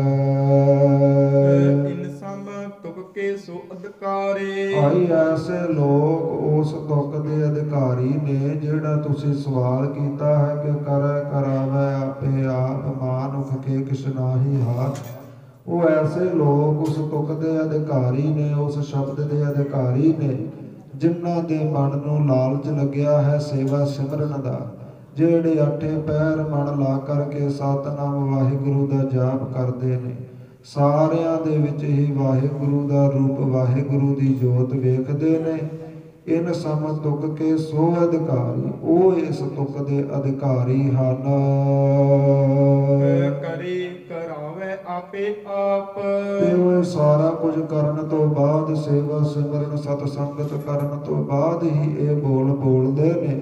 ਜਦੋਂ ਕੋਈ ਗੁਰਸਿੱਖ ਉਹਨਾਂ ਨੂੰ ਕਹਿੰਦਾ ਹੈ ਕਿ ਭਾਈ ਤੂੰ ਬੜੀ ਸੇਵਾ ਕਰਦਾ ਹੈ, ਬੜੀ ਗੁਰਬਾਣੀ ਪੜ੍ਹਦਾ ਹੈ, ਹਰ ਰੋਜ਼ ਸਤ ਸੰਗਤ ਕਰਦਾ ਹੈ, ਮਹਾਰਾਜ ਕਹਿੰਦੇ ਜੇਕਰ ਆਪਣੇ ਆਪ ਵੱਲ ਉਂਗਲ ਕਰਕੇ ਕਹਿਣ ਕਿ ਸਾਰਾ ਕੁਝ ਅਸੀਂ ਕੀਤਾ ਹੈ, ਆਪਣੀ ਵਡਿਆਈ ਆਪਣੇ ਮੁਖੋਂ ਕਰਨ ਮੀਆਂ ਮਿੱਠੂ ਬਣ, ਤੇ ਮਹਾਰਾਜ ਕਹਿੰਦੇ ਕੀਤਾ ਹੋਇਆ ਸਾਰਾ ਕੁਝ ਹੀ ਨਿਸਫਲ ਹੋ ਜਾਂਦਾ ਹੈ, ਕੋਈ ਫਲ ਪ੍ਰਾਪਤ ਨਹੀਂ ਹੁੰਦਾ। ਜਦੋਂ ਗੁਰਸਿੱਖ ਸੇਵਾ ਸਿਮਰਨ ਕਰਕੇ, ਸਤ ਸੰਗਤ ਕਰਕੇ ਜਾਂ ਅੰਮ੍ਰਿਤ ਵੇਲੇ ਉੱਠ ਕੇ ਹੰਕਾਰੀ ਹੋ ਜਾਂਦਾ ਹੈ, ਮਹਾਰਾਜ ਕਹਿੰਦੇ ਭਾਈ ਜੇਕਰ ਇਹ ਸਾਰਾ ਕੁਝ ਕਰਨ ਤੋਂ ਬਾਅਦ ਕੋਈ ਪੁੱਛੇ ਕਿ ਤੇਰੀ ਭਗਤੀ ਸ਼ਕਤੀ ਸੇਵਾ ਸਤ ਸੰਗਤ ਬੜੀ ਹੈ, ਤੇ ਅੱਗੋਂ ਹੱਥ ਜੋੜ ਕੇ ਇਹ ਕਹਿ ਦੇਵੇ ਕਰੇ ਕਰਾਵੇ ਆਪੇ ਆਪ, ਜੋ ਕੁਛ ਕਰਵਾਉਂਦਾ ਹੈ ਉਹ ਵਾਹਿਗੁਰੂ ਹੀ ਬਖਸ਼ਦਾ ਹੈ। ਮਾਨੁਖ ਕਹਿ ਕਿਛ ਨਾਹੀ ਹਾਥ, ਤੇ ਭਾਈ ਬੰਦੇ ਦੇ ਭਲਾ ਕੀ ਹੱਥ ਵਿੱਚ, ਬੰਦੇ ਦਾ ਸਰੀਰ ਸਵਾਸਾਂ ਦੇ ਸਹਾਰੇ ਹੈ ਤੇ ਸਵਾਸ ਹੀ ਉਸ ਦੇ ਹੱਥ ਵਿੱਚ ਨਹੀਂ ਹਨ। ਪਤਾ ਨਹੀਂ ਕਦੋਂ ਉਡਾਰੀ ਮਾਰ ਜਾਣੇ ਨੇ, ਕਦੋਂ ਚੰਗਾ ਭਲਾ ਸਰੀਰ ਚੱਲਦਾ ਚੱਲਦਾ ਇੱਕਦਮ ਸੁੰਨ ਠੰਡਾ ਹੋ ਜਾਂਦਾ ਹੈ। ਫਿਰ ਸੰਗਤ ਜੀ ਜਿੰਨੇ ਮਰਜ਼ੀ ਉਪਰਾਲੇ ਕਰ ਲਈਏ, ਸਰੀਰ ਚੋਂ ਨਿਕਲੇ ਹੋਏ ਸਵਾਸ ਕਦੇ ਵਾਪਸ ਨਹੀਂ ਆਉਂਦੇ। ਇਹ ਤੇ ਵਾਹਿਗੁਰੂ ਬਖਸ਼ੇ। ਤੇ ਫਿਰ ਸੰਗਤ ਜੀ ਸੂਕੇ ਹਰੇ ਕੀਏ ਖਿਨਵਾਹੀ, ਸੁੱਕਿਆਂ ਨੂੰ ਹਰੇ ਭਰੇ ਕਰ ਲੈਂਦਾ ਹੈ। ਗੁਰੂ ਨਾਨਕ ਐਸਾ ਵੱਡਾ ਗੁਰੂ ਹੈ।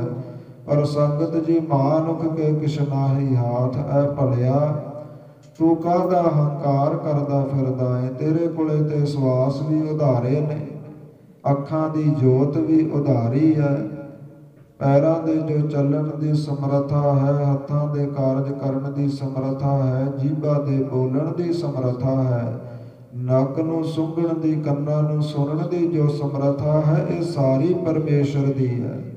ਕਾਹਦੀਆਂ ਤੂੰ ਗੱਲਾਂ ਕਰਦਾ ਹੈ ਮਹਾਰਾਜ? ਜੇਕਰ ਅਕਾਲ ਪੁਰਖ ਵਾਹਿਗੁਰੂ ਚਾਹੇ ਤੇ ਪਲ ਦੇ ਵਿੱਚ ਤੈਨੂੰ ਇਹਨਾਂ ਚੀਜ਼ਾਂ ਤੋਂ ਹੀਣਾ ਕਰ ਸਕਦਾ ਹੈ। ਅੱਖਾਂ ਦੀ ਜੋਤ ਉਡਾ ਸਕਦਾ ਹੈ, ਕੰਨਾਂ ਦਾ ਸੁਣਨਾ ਬੰਦ ਹੋ ਸਕਦਾ ਹੈ, ਪੈਰਾਂ ਦਾ ਚੱਲਣਾ ਬੰਦ ਹੋ ਸਕਦਾ ਹੈ। ਇਸ ਲਈ ਭਾਈ ਗੁਰਸਿੱਖ ਦਾ ਤੇ ਜੀਵਨ ਹੈ, ਇੱਕੋ ਹੀ ਮਹਾਰਾਜ ਅੱਗੇ ਅਰਦਾਸ ਕਰੇ ਕਿ ਕਰੇ ਕਰਾਵੇ ਆਪੇ ਆਵੈ। ਵਾਹਿਗੁਰੂ ਤੂੰ ਜੋ ਵੀ ਮੇਰੇ ਤੋਂ ਕਰਵਾ ਰਿਹਾ ਹੈ ਨਾ, ਇਹ ਤੇਰੀ ਬਖਸ਼ਿਸ਼ ਹੈ। ਮਾਨੁਖ ਕੇ ਕਿਛ ਨਾਹੀ ਹਾਥ, ਭਲਾ ਮੇਰੇ ਹੱਥ ਵਿੱਚ ਕੀ ਹੈ। ਨਿਸ਼ਚਾ ਜਨ ਹਿਰਦੇ ਧਰੇ। ਭਾਈ ਫਿਰ ਜਿਹੜਾ ਐਸਾ ਨਿਸ਼ਚਾ, ਐਸਾ ਵਿਸ਼ਵਾਸ ਆਪਣੇ ਹਿਰਦੇ ਵਿੱਚ ਵਸਾ ਲੈਂਦਾ ਹੈ, ਸਭ ਮਹਿ ਭਰਤ ਪਰਮੇਸ਼ਰ ਕਰੇ। ਫਿਰ ਭਾਈ ਐਸੇ ਗੁਰਸਿੱਖ ਨੂੰ ਸਾਰਿਆਂ ਵਿੱਚ ਪਰਮੇਸ਼ਰ ਦੀ ਜੋਤ ਦਿਖਾਈ ਦਿੰਦੀ ਹੈ। ਜਿਵੇਂ ਆਪਣੀਆਂ ਧੀਆਂ ਦੇ ਨਾਲ, ਭੈਣਾਂ ਦੇ ਨਾਲ ਪ੍ਰੇਮ ਹੁੰਦਾ ਹੈ ਨਾ, ਏਦਾਂ ਹੀ ਸੰਗਤ ਜੀ ਪਰਾਈਆਂ ਨੂੰ ਵੇਖਦਾ ਹੈ। ਭਾਈ ਗੁਰਦਾਸ ਜੀ ਕਹਿੰਦੇ ਨੇ, ਵੇਖ ਪਰਾਈਆਂ ਚੰਗੀਆਂ ਮਾਵਾਂ ਭੈਣਾਂ ਧੀਆਂ, ਜਾਣੈ ਏਕਾ ਨਾਰੀ ਜਤੀ ਹੋਏ, ਪਰ ਨਾਰੀ ਧੀ ਭੈਣ ਵਖਾਣੈ। ਜਦੋਂ ਫਿਰ ਸੰਗਤ ਜੀ ਸੇਵਾ ਸਿਮਰਨ ਕਰਦਿਆਂ ਐਸੀ ਨਿਮਰਤਾ ਆ ਜਾਂਦੀ ਹੈ, ਫਿਰ ਇਮ ਨਿਸ਼ਚਾ ਜਨ ਹਿਰਦਾ ਧਰੈ, ਸਭ ਮਹਿ ਭਰਤ ਪਰਮੇਸ਼ਰ ਕਰੈ। ਏਦਾਂ ਹੀ ਫਿਰ ਗੁਰਸਿੱਖ ਸੋਚਦਾ ਹੈ ਕਿ ਸਾਰਿਆਂ ਦੇ ਵਿੱਚ ਜੋ ਹੈ ਉਹ ਪਰਮੇਸ਼ਰ ਦਾ ਵਰਤਾਰਾ ਹੈ। ਕੋਈ ਸੇਵਾ ਕਰ ਰਿਹਾ ਹੈ, ਸਿਮਰਨ ਕਰ ਰਿਹਾ ਹੈ, ਗੁਰਬਾਣੀ ਪੜ੍ਹ ਰਿਹਾ ਹੈ, ਇਹ ਵਾਹਿਗੁਰੂ ਦਾ ਵਰਤਾਰਾ ਵਰਤਾਇਆ ਹੈ। ਸਤ ਵਿਚਾਰ ਹੈ। ਮਹਾਰਾਜ ਕਹਿੰਦੇ ਭਾਈ ਫਿਰ ਇੱਕ ਐਸੇ ਨੇ ਜਿਹੜੇ ਸਤ ਵਿਚਾਰਦੇ ਨੇ, ਪਰਮੇਸ਼ਰ ਦੇ ਬਚਨਾਂ ਨੂੰ, ਵਾਹਿਗੁਰੂ ਦੇ ਬੋਲਾਂ ਨੂੰ, ਹੁਕਮਾਂ ਨੂੰ ਸਤ ਕਰਕੇ ਮੰਨਦੇ ਨੇ। ਜੀਵਨ ਅੰਦਰ ਦੁੱਖ ਆ ਜਾਵੇ ਤੇ ਕਦੇ ਵਾਹਿਗੁਰੂ ਨੂੰ ਉਲਾਂਭੇ ਨਹੀਂ ਦਿੰਦੇ ਕਿ ਸਾਡੇ ਨਾਲ ਇਹ ਕਿਉਂ ਹੋਇਆ, ਉਦੋਂ ਵੀ ਸਤ ਕਰਕੇ ਮੰਨਦੇ ਨੇ। ਜੀਵਨ ਅੰਦਰ ਸੁਖ ਆ ਜਾਵੇ, ਖੁਸ਼ੀਆਂ ਆ ਜਾਵਣ, ਸੰਗਤ ਜੀ ਜਿਹੜੇ ਕਾਰਜ ਨਹੀਂ ਬਣਦੇ ਉਹ ਬਣ ਜਾਵਣ, ਤੇ ਤਾਂ ਵੀ ਹੱਥ ਜੋੜ ਕੇ ਸ਼ੁਕਰਾਨਾ ਹੀ ਕਰਦੇ ਨੇ, ਵਾਹਿਗੁਰੂ ਇਹ ਸਾਰਾ ਤੇਰਾ ਕੀਤਾ ਹੈ। ਸਦਾ ਬ੍ਰਹਮ ਕੋ ਨਿਰਣੈ ਧਾਰ ਹੈ। ਸਦਾ ਹੀ ਬ੍ਰਹਮ ਜੋ ਅਕਾਲ ਪੁਰਖ ਵਾਹਿਗੁਰੂ ਹੈ, ਉਸ ਨੂੰ ਹਿਰਦੇ ਵਿੱਚ ਧਾਰਨ ਕਰਕੇ ਰੱਖਦੇ ਨੇ। ਤੁਕ ਕੇ ਸੋ ਅਧਿਕਾਰੀ। ਮਹਾਰਾਜ ਕਹਿੰਦੇ ਭਾਈ ਜਿਹੜੇ ਫਿਰ ਐਸੇ ਗੁਰਸਿੱਖ ਨੇ ਜਿਹੜੇ ਸਾਰਿਆਂ ਵਿੱਚ ਵਾਹਿਗੁਰੂ ਨੂੰ ਵੇਖਦੇ ਨੇ, ਉਹਨਾਂ ਲਈ ਅਸੀਂ ਇੱਕ ਤੁਕ ਉਚਾਰੀ ਹੈ, ਸੋ ਐਸੀ ਤੁਕ ਦੇ ਅਧਿਕਾਰੀ ਹਨ। ਸਨਮਾਨ ਹੈ ਸਮਝ ਹੈ ਉਰਧਾਰੀ। ਭਾਈ ਜਿਹੜੇ ਵਾਹਿਗੁਰੂ ਦੇ ਬਚਨਾਂ ਨੂੰ ਸੁਣਦੇ ਨੇ, ਸੁਣ ਕੇ ਮੰਨਦੇ ਨੇ, ਸਮਝਦੇ ਨੇ, ਹਿਰਦੇ ਵਿੱਚ ਧਾਰਨ ਕਰਦੇ ਨੇ। ਬ੍ਰਹਮ ਦੀਸੈ ਬ੍ਰਹਮ ਸੁਣੀਐ, ਏਕ ਇੱਕ ਬਖਾਣੀਐ। ਬਿਲਾਵਲ ਮਹੱਲਾ ਪੰਜਵਾਂ, ਬਿਲਾਵਲ ਰਾਗ ਅੰਦਰ ਮਹਾਰਾਜ ਇਹ ਬਖਸ਼ਿਸ਼ ਕਰਦੇ ਨੇ ਕਿ ਬ੍ਰਹਮ ਦੀਸੈ ਬ੍ਰਹਮ ਸੁਣੀਐ, ਕਿ ਜਦੋਂ ਵੀ ਕੋਈ ਬੋਲਦਾ ਹੈ ਨਾ, ਤੇ ਸਾਨੂੰ ਉਹ ਬ੍ਰਹਮ ਦੀ ਬਾਤ ਹੀ ਸੁਣਦੀ ਹੈ। ਜਿੱਧਰ ਵੀ ਵੇਖਦੇ ਹਾਂ ਸਾਰਿਆਂ ਵਿੱਚ ਵਾਹਿਗੁਰੂ ਦਿਖਾਈ ਦਿੰਦਾ ਹੈ। ਏਕ ਇੱਕ ਵਖਾਣੀ ਹੈ। ਇਸ ਪ੍ਰਕਾਰ ਇੱਕ ਨੂੰ ਵੇਖ ਲਿਆ ਹੈ ਤੇ ਸਾਰਿਆਂ ਵਿੱਚ ਇੱਕ ਅਕਾਲ ਪੁਰਖ ਵਾਹਿਗੁਰੂ ਹੀ ਦਿਖਾਈ ਦਿੰਦਾ ਹੈ। ਕੋਈ ਸਾਨੂੰ ਦੁਸ਼ਮਣ ਨਜ਼ਰ ਨਹੀਂ ਆਉਂਦਾ, ਕੋਈ ਦੋਸਤ ਨਜ਼ਰ ਨਹੀਂ ਆਉਂਦਾ, ਸਾਰਿਆਂ ਵਿੱਚ ਵਾਹਿਗੁਰੂ ਹੀ ਦਿਖਾਈ ਦਿੰਦਾ ਹੈ। ਕਿਉਂਕਿ ਦੋਸਤ ਦੇ ਨਾਲ ਮੋਹ ਪੈਦਾ ਹੋ ਜਾਵੇਗਾ, ਧੀਆਂ ਪੁੱਤਰਾਂ ਦੇ ਨਾਲ ਮੋਹ ਪੈਦਾ ਹੋ ਜਾਵੇਗਾ, ਤੇ ਮੋਹ ਹੀ ਬੰਦੇ ਨੂੰ ਡੋਬ ਦਿੰਦਾ ਹੈ। ਸੰਗਤ ਜੀ ਮੁੜ ਮੁੜ ਜੰਮਣਾ, ਮੁੜ ਮੁੜ ਮਰਨਾ, ਇਹਨਾਂ ਜੂਨਾਂ ਦਾ ਜਿਹੜੀ ਸ਼ੁਰੂਆਤ ਹੋ ਜਾਂਦੀ ਹੈ ਕਾਮ ਕ੍ਰੋਧ ਲੋਭ ਮੋਹ ਹੰਕਾਰ ਵਿੱਚ ਫਸੇ ਹੋਏ ਲੋਕਾਂ ਦੀ। ਇਸ ਲਈ ਐਸੀ ਅਵਸਥਾ ਬਣ ਜਾਂਦੀ ਹੈ ਕਿ ਬ੍ਰਹਮ ਦੀਸੈ ਬ੍ਰਹਮ ਸੁਣੀਐ, ਕਿ ਜੋ ਵੀ ਕੋਈ ਬੋਲਦਾ ਹੈ ਜਾਂ ਸੰਗਤ ਜੀ ਜਿੱਧਰ ਨੂੰ ਵੀ ਫਿਰ ਗੁਰਸਿੱਖ ਐਸੀ ਅਵਸਥਾ ਵਾਲਾ ਮਹਾਂਪੁਰਖ ਵੇਖਦਾ ਹੈ, ਉਹਨੂੰ ਤੇ ਸੰਗਤ ਜੀ ਰਾਜਿਆਂ ਵਿੱਚ ਵੀ ਉਹ ਰੱਬ ਦਿਖਾਈ ਦਿੰਦਾ ਹੈ, ਭਿਖਾਰੀਆਂ ਵਿੱਚ ਵੀ ਰੱਬ ਦਿਖਾਈ ਦਿੰਦਾ ਹੈ। ਉਹਦੇ ਦਰ ਤੇ ਕੋਈ ਰਾਜਾ ਚੱਲ ਕੇ ਆ ਜਾਵੇ ਉਹਨੂੰ ਕੋਈ ਭਾ ਨਹੀਂ, ਉਹਦੇ ਦਰ ਤੇ ਕੋਈ ਭਿਖਾਰੀ ਆ ਜਾਵੇ ਤੇ ਉਹਦਾ ਵੀ ਕੋਈ ਭਾ ਨਹੀਂ, ਕਿਉਂਕਿ ਉਹਨੇ ਤੇ ਸਾਰਿਆਂ ਤੇ ਬਖਸ਼ਿਸ਼ਾਂ ਕਰਨੀਆਂ ਹੁੰਦੀਆਂ ਨੇ। ਏਕ ਇੱਕ ਵਖਾਣੀਐ ਤੇ ਸਾਰਿਆਂ ਵਿੱਚ ਇੱਕ ਅਕਾਲ ਪੁਰਖ ਵਾਹਿਗੁਰੂ ਨਜ਼ਰੀ ਆਉਂਦਾ ਹੈ। ਦੋਹਰਾ ਇਤਿਆਦਿਕ ਬਹੁਤੇ ਅਧਿਕਾਰ। ਇਸ ਲਈ ਮਹਾਰਾਜ ਕਹਿੰਦੇ ਭਾਈ ਗੁਰਬਾਣੀ ਤੇ ਬੜੀ ਸਮਰੱਥ ਹੈ, ਬੜੇ ਅਧਿਕਾਰੀ ਗੁਰਸਿੱਖਾਂ ਦੇ ਉੱਪਰ। ਮਹਾਰਾਜ ਕਹਿੰਦੇ ਭਾਈ ਇਹ ਗੁਰਬਾਣੀ ਦੇ ਸ਼ਬਦ ਟੁਕਦੇ ਹਨ। ਮੁਖਿ ਤੀਨ ਹਮ ਕਰੇ ਉਚਾਰ। ਪਰ ਅਸੀਂ ਇਹ ਤਿੰਨ ਸ਼ਬਦ ਹੀ ਆਪ ਜੀਆਂ ਨੂੰ ਸੁਣਾਉਣਾ ਕੀਤੇ ਨੇ। ਜੈਸੇ ਵੈਦ ਮਹਾਬੁੱਧਵਾਨ। ਮਹਾਰਾਜ ਕਹਿੰਦੇ ਭਾਈ ਹੁਣ ਹੋਰ ਸੌਖੇ ਤਰੀਕੇ ਨਾਲ ਸਮਝਾ ਦਿੰਦੇ। ਜਿਵੇਂ ਕੋਈ ਵੈਦ ਹੋਵੇ, ਡਾਕਟਰ ਹੋਵੇ ਔਰ ਬੜਾ ਪੜ੍ਹਿਆ ਲਿਖਿਆ ਹੋਵੇ, ਬੜਾ ਬੁੱਧੀਵਾਨ ਹੋਵੇ, ਬੜਾ ਦਵਾਈਆਂ ਬਾਰੇ ਜਾਣਦਾ ਹੋਵੇ ਜੀ। ਰੋਗੀ ਆਏ ਬਿਨੈ ਬਹੁਠਾਨ। ਤੇ ਕੋਈ ਰੋਗੀ ਆ ਕਰਕੇ ਪੁਕਾਰ ਕਰੇ, ਕੋਈ ਰੋਗੀ ਆ ਕਰਕੇ ਆਪਣਾ ਦੁੱਖ ਸੁਣਾਵੇ ਜੀ। ਨਾੜੀ ਮੂਤਰ ਹੀਰ ਰੁਜ ਜਾਣੈ। ਤੇ ਜਿਹੜਾ ਵੈਦ ਹੈ ਨਾ ਉਹ ਨਾੜੀ ਨੂੰ ਵੇਖ ਕਰਕੇ, ਮੂਤਰ ਪਿਸ਼ਾਬ ਨੂੰ ਵੇਖ ਕਰਕੇ, ਰੁਜ ਰੋਗ ਏਦਾਂ ਬਾਹਾਂ ਨੂੰ ਪਕੜ ਕਰਕੇ ਤੇ ਰੋਗਾਂ ਨੂੰ ਪਹਿਚਾਣ ਲੈਂਦਾ ਹੈ, ਉਹ ਵੇਖ ਲੈਂਦਾ। ਆਦਿਕ ਹੀ ਸੰਗਤ ਜੀ ਮੂਤਰ ਟੈਸਟ ਹੁੰਦੇ ਨੇ, ਨਾੜੀਆਂ ਦੀ ਦੇਖ ਹੁੰਦੀ ਹੈ, ਸਕੈਨਾਂ ਆਦਿਕ ਸੰਗਤ ਜੀ ਹੁੰਦੀਆਂ ਨੇ। ਇਸ ਪ੍ਰਕਾਰ ਪੁਰਾਤਨ ਸਮਿਆਂ ਬਾਤਰ ਗੁਰੂ ਮਹਾਰਾਜ ਦੱਸ ਰਹੇ ਨੇ ਕਿ ਜਿਵੇਂ ਕੋਈ ਵੈਦ ਹੋਵੇ, ਬੜਾ ਪੜ੍ਹਿਆ ਲਿਖਿਆ ਹੋਵੇ, ਤੇ ਕੋਈ ਰੋਗੀ ਆ ਕਰਕੇ ਬੇਨਤੀ ਕਰੇ, ਤੇ ਜਿਹੜਾ ਵੈਦ ਹੈ ਫਿਰ ਨਾੜੀ ਨੂੰ ਵੇਖ ਕਰਕੇ ਰੋਗ ਪਹਿਚਾਣਦਾ ਹੈ। ਤਿਸ ਪਰ ਬਹਰ ਔਸ਼ਧੀ ਠਾਨੈ। ਰੋਗ ਨੂੰ ਪਹਿਚਾਣ ਕਰਕੇ ਜੈਸਾ ਫਿਰ ਰੋਗ ਹੁੰਦਾ ਹੈ, ਸੰਗਤ ਜੀ ਉਹ ਜੀ ਦਵਾਈ ਉਸ ਨੂੰ ਇਕੱਠੀ ਕਰ ਦਿੰਦਾ ਹੈ। ਤੈਸੇ ਗੁਰ ਢਿਗ ਸਿੱਖ ਚਲ ਆਵੇ। ਏਦਾਂ ਹੀ ਸੰਗਤ ਜੀ ਵਿਸ਼ੇ ਵਿਕਾਰਾਂ ਦੇ ਰੋਗਾਂ ਦੇ ਨਾਲ ਗ੍ਰਸਿਆ ਹੋਇਆ, ਏਦਾਂ ਸੰਗਤ ਜੀ ਗ੍ਰਸਤ ਦੇ ਕੰਮਾਂ ਧੰਦਿਆਂ ਵਿੱਚ ਗ੍ਰਸਿਆ ਹੋਇਆ, ਰੋਗੀ ਸੋਗੀ ਹੋਇਆ, ਜਿਹੜਾ ਆਦਿ ਵਿਆਧੀ ਰੋਗਾਂ ਦਾ ਧਾਰਨੀ ਹੋ ਕਰਕੇ ਤੈਸੇ ਗੁਰ ਢਿਗ ਸਿੱਖ ਚਲ ਆਵੇ। ਤੇ ਜਦੋਂ ਸਿੱਖ ਗੁਰੂ ਦੇ ਕੋਲ ਚਲ ਕੇ ਆਉਂਦਾ ਹੈ, ਬਚਨ ਕਿਰਿਆ ਤੇ ਤੇਹ ਲਖ ਪਾਵੇ। ਫਿਰ ਉਹਦੀ ਜਿਹੋ ਜੀ ਅਰਦਾਸ ਹੁੰਦੀ ਹੈ ਨਾ, ਗੁਰੂ ਸਾਹਿਬ ਅੱਗੇ ਆ ਕੇ ਸੰਗਤ ਜੀ ਜਿਹੋ ਜੀ ਬੇਨਤੀ ਕਰਦਾ ਹੈ। ਜਥਾ ਪਿਖੇ ਅਧਿਕਾਰ ਵਿਸ਼ੇਸ਼। ਉਹਦੀ ਅਰਦਾਸ ਸੁਣ ਕੇ ਗੁਰੂ ਪਹਿਚਾਣ ਜਾਂਦਾ ਹੈ ਕਿ ਇਸ ਨੂੰ ਕੀ ਰੋਗ ਹੈ।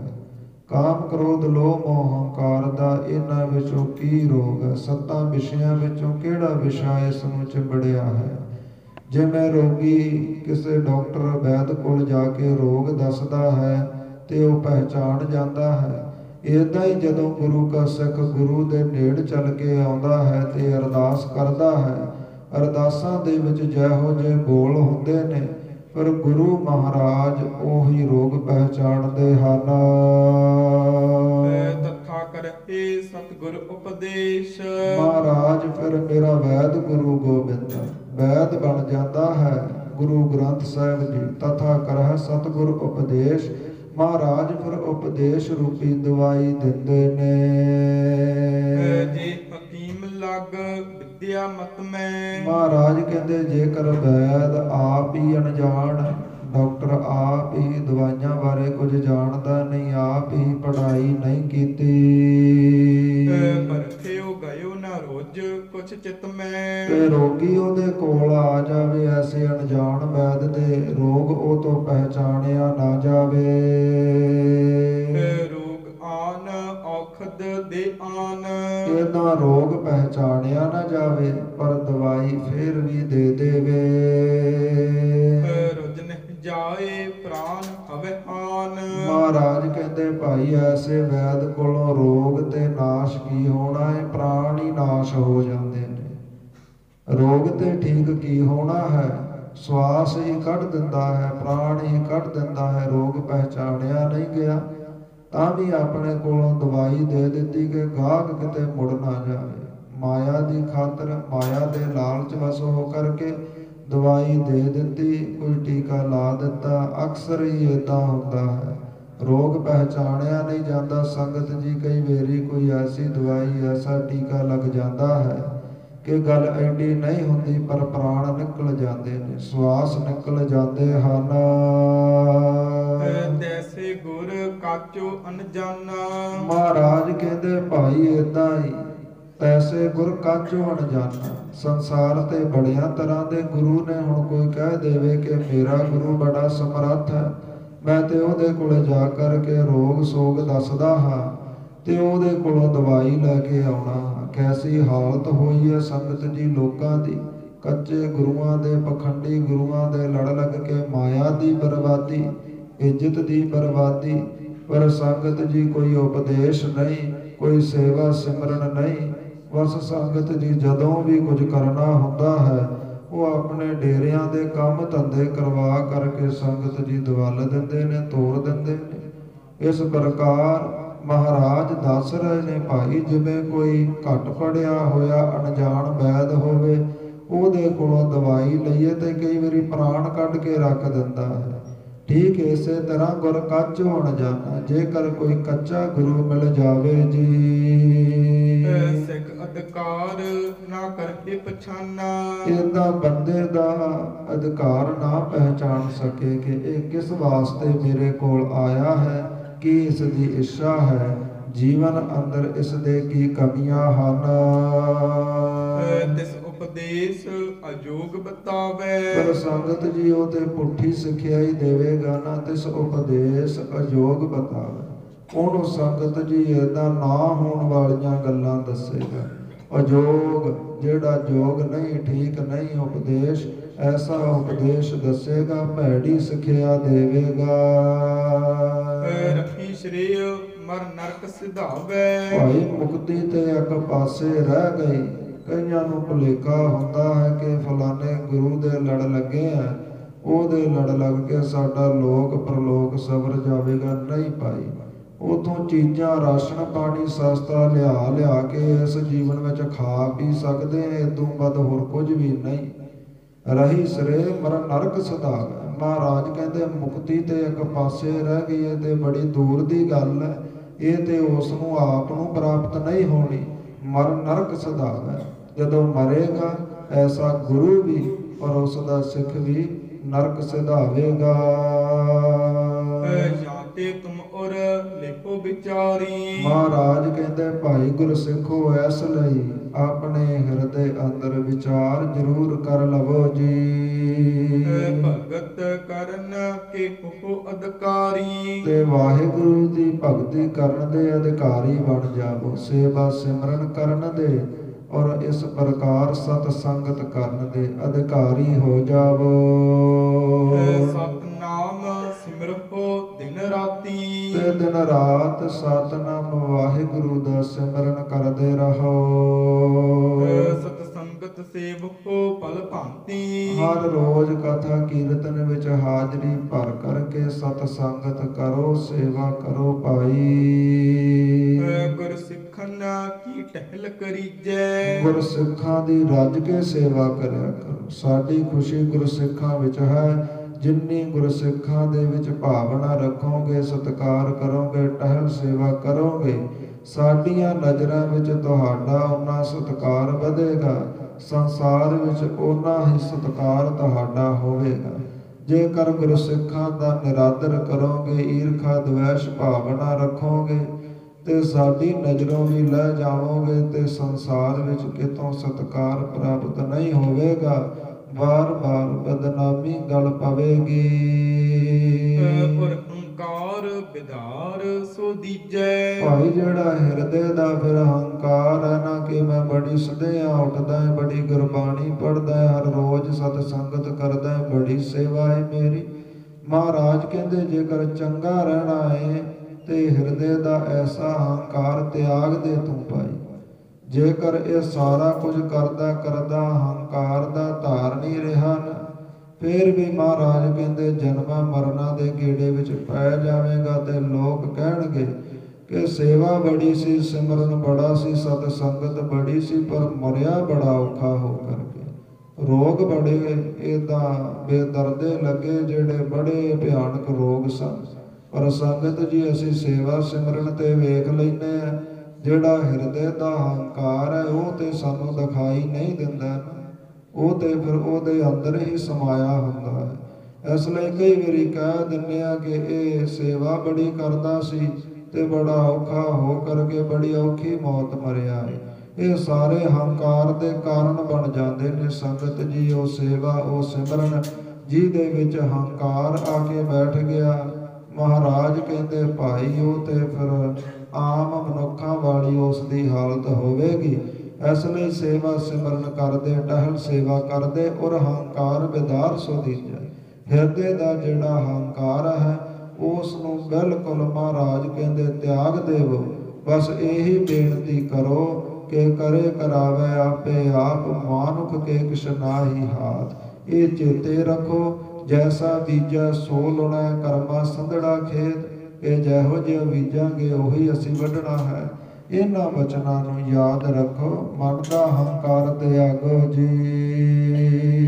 ਸੁਣ ਕੇ ਸਤਿਗੁਰ ਤੇ ਉਪਦੇਸ਼। ਇਹ ਜਿਹੜੇ ਚਾਰ ਗੁਰਸਿੱਖ ਸੰਗਤ ਜੀ ਆਏ ਸਨ, ਇਹ ਚਾਰਾਂ ਨੇ ਫਿਰ ਗੁਰੂ ਅਰਜਨ ਦੇਵ ਮਹਾਰਾਜ ਜੀਆਂ ਤੋਂ ਉਪਦੇਸ਼ ਸੁਣਿਆ ਹੈ।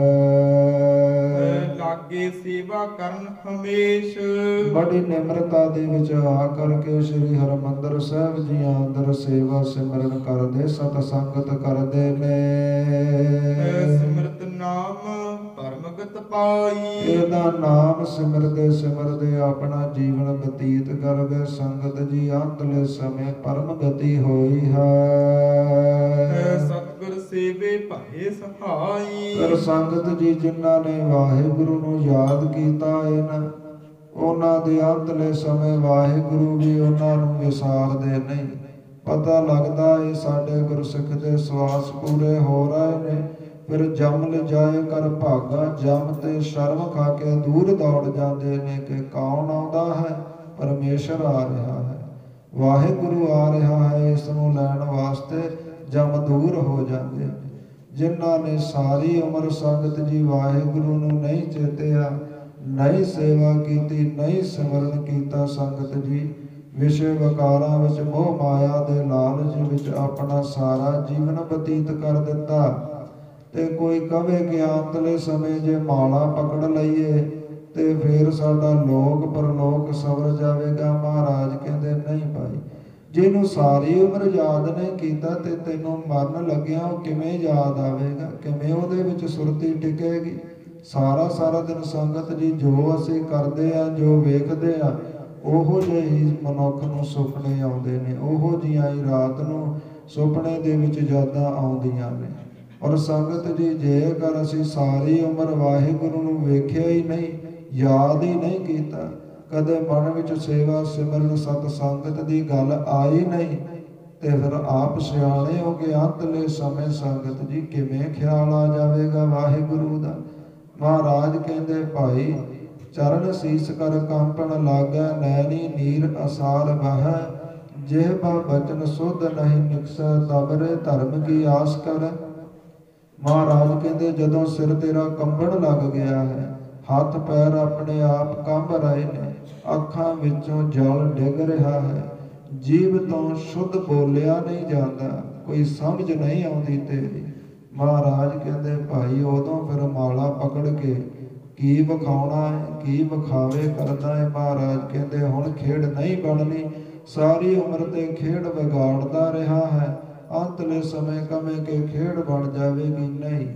ਜਿਸ ਉਮਰ ਦੇ ਵਿੱਚ ਭੱਜ ਕੇ ਸੇਵਾ ਕਰਨੀ ਸੀ, ਗੁਰੂ ਘਰ ਆ ਕਰਕੇ ਚੌਂਕੜੇ ਮਾਰ ਕੇ ਸਤ ਸੰਗਤ ਕਰਨੀ ਸੀ, ਮਹਾਰਾਜ ਕਹਿੰਦੇ ਉਹ ਸਮੇਂ ਤੇ ਤੂੰ ਮਾਇਆ ਮੋਹ ਵਿੱਚ ਫਸਿਆ ਰਿਹਾ, ਵਿਸ਼ੇ ਵਿਕਾਰਾਂ ਵਿੱਚ ਗੁਲਤਾਨ ਰਿਹਾ। ਤੇ ਆਮ ਹੀ ਕਹਿ ਦਿੰਦੇ ਆ ਨੇ ਕੋਈ ਬੱਚਾ ਅੰਮ੍ਰਿਤ ਛਕ ਲਵੇ ਤੇ ਆਮ ਹੀ ਬੋਲ ਹੁੰਦੇ ਨੇ ਸੰਗਤ ਜੀ, ਉਹ ਤੈਨੂੰ ਹਜੇ ਅੰਮ੍ਰਿਤ ਛਕਣ ਦੀ ਕੀ ਲੋੜ ਸੀ, ਤੇਰੀ ਤੇ ਉਮਰ ਬੜੀ ਪਈ ਹੈ। ਏਦਾਂ ਸੰਗਤ ਜੀ ਅਸੀਂ ਬੋਲ ਮਾਰਦੇ ਹਾਂ, ਪਰ ਮਹਾਰਾਜ ਕਹਿੰਦੇ ਨਹੀਂ ਭਾਈ, ਇਹ ਜਿਹੜੀ ਜੁਆ ਅਵਸਥਾ ਹੈ, ਜਵਾਨ ਅਵਸਥਾ ਹੈ, ਇਹਦੇ ਵਿੱਚ ਕੀਤੀ ਗਈ ਵਾਹਿਗੁਰੂ ਦੀ ਪ੍ਰਾਪਤੀ ਬੁਢਾਪੇ ਦੇ ਵਿੱਚ ਸੁਹਾਈ ਹੁੰਦੀ ਹੈ, ਅੰਤਲੇ ਸਮੇਂ ਸੁਹਾਈ ਹੁੰਦੀ ਹੈ। ਸਿਮਰਤ ਨਾਮ ਪਰਮ ਗਤ ਪਾਈ। ਗੁਰੂ ਕਾ ਉਪਦੇਸ਼ ਸੁਣ ਕਰਕੇ ਚਾਰੇ ਗੁਰਸਿੱਖ ਸੇਵਾ ਸਿਮਰਨ ਕਰਨ ਲੱਗੇ, ਸਤ ਸੰਗਤ ਕਰਨ ਲੱਗੇ, ਔਰ ਸੰਗਤ ਜੀ ਸੇਵਾ ਕਰਤ ਹੋਏ ਨਿਹਕਾਮੀ। ਕਾਮਨਾ ਤੋਂ ਰਹਿਤ ਹੋ ਗਏ, ਹੰਕਾਰ ਵਿਸ਼ੇ ਵਿਕਾਰਾਂ ਤੋਂ ਰਹਿਤ ਹੋ ਗਏ। ਤਿਸ ਕਾ ਹੋਤ ਪ੍ਰਾਪਤ ਸੁਆਮੀ। ਉਸ ਵਾਹਿਗੁਰੂ ਦੀ ਪ੍ਰਾਪਤੀ ਹੋਈ, ਸਤਿਗੁਰ ਸੇਵੇ ਭਏ ਸਹਾਈ। ਅੰਤਲੇ ਸਮੇਂ ਸੰਗਤ ਜੀ ਜਦੋਂ ਸਵਾਸ ਤਿਆਗੇ, ਗੁਰੂ ਨਾਨਕ ਦੇਵ ਮਹਾਰਾਜ ਸਹਾਈ ਹੋਏ, ਲੋਕ ਪਰਲੋਕ ਸਵਰਿਆ। ਇਹ ਤੋਂ ਤੱਕ ਅੱਜ ਦੀ ਕਥਾ ਵਿਚਾਰ ਆਈ ਹੈ। ਇੱਥੇ ਵਿਸ਼ਰਾਮ ਲੈਂਦੇ ਹਾਂ। ਹੋਈਆਂ ਭੁੱਲਾਂ ਚੁੱਕਾਂ ਦੀ ਖਿਮਾ ਬਖਸ਼ਣੀ, ਗੁਰੂ ਕਾ ਇਤਿਹਾਸ, ਗੁਰੂ ਕਾ ਸ਼ਬਦ ਜਾਣ ਕਰਕੇ ਹਿਰਦਿਆਂ ਵਿੱਚ ਵਸਾਉਣਾ, ਤਾਂ ਜੋ ਸਾਡਾ ਲੋਕ ਅਤੇ ਪਰਲੋਕ ਸਵਰ ਸਕੇ। ਆਉਣ ਵਾਲੇ ਇਤਿਹਾਸ ਵਿੱਚ ਸ਼ਰਵਣ ਕਰਾਂਗੇ। ਬੜੇ ਹੋਰ ਗੁਰਸਿੱਖ ਮਹਾਰਾਜ ਜੀਆਂ ਦੇ ਚਰਨ ਪਰਸਣਗੇ। ਮਹਾਰਾਜ ਉਪਦੇਸ਼ ਬਖਸ਼ਿਸ਼ ਕਰਕੇ ਉਹਨਾਂ ਦਾ ਲੋਕ ਪਰਲੋਕ ਸਵਾਰਨਗੇ ਜੀ। ਅੱਗੇ ਇਤਿਹਾਸ ਵਿੱਚ ਸ਼ਰਵਣ ਕਰਾਂਗੇ। ਅੱਜ ਦੀ ਇੱਥੇ ਹੀ ਸਮਾਪਤੀ ਕਰਦੇ ਹਾਂ। ਆਓ ਆਨੰਦ ਸਾਹਿਬ ਦੀ ਗੁਰਬਾਣੀ ਨਾਲ ਜੁੜੀਏ, ਸਮਾਪਤੀ ਕਰੀਏ ਜੀ। ਸਤਨਾਮ ਸ੍ਰੀ ਵਾਹਿਗੁਰੂ ਸਾਹਿਬ ਜੀ। ਰਾਮ ਕਲੀ ਮਹੱਲਾ ਤੀਜਾ। ਆਨੰਦ ਇੱਕ ਓੰਕਾਰ ਸਤਿਗੁਰ ਪ੍ਰਸਾਦ। ਆਨੰਦ ਪਾਇਆ ਮੇਰੀ ਮਾਏ, ਸਤਿਗੁਰੂ ਮੈਂ ਪਾਇਆ। ਸਤਿਗੁਰ ਤਾ ਪਾਇਆ ਸਹਿਜ ਸੇਤੀ, ਮਨ ਵਜੀਆਂ ਵਾਧਾਈਆਂ। ਰਾਗ ਰਤਨ ਪਰਵਾਰ ਭਰਿਆ, ਸ਼ਬਦ ਗਾਵਣ ਆਇਆ। ਸ਼ਬਦੋ ਕਾ ਗਾਵਹੁ ਹਰੀ ਕੇਰਾ, ਮਨ ਜਿਨੀ ਵਸਾਇਆ।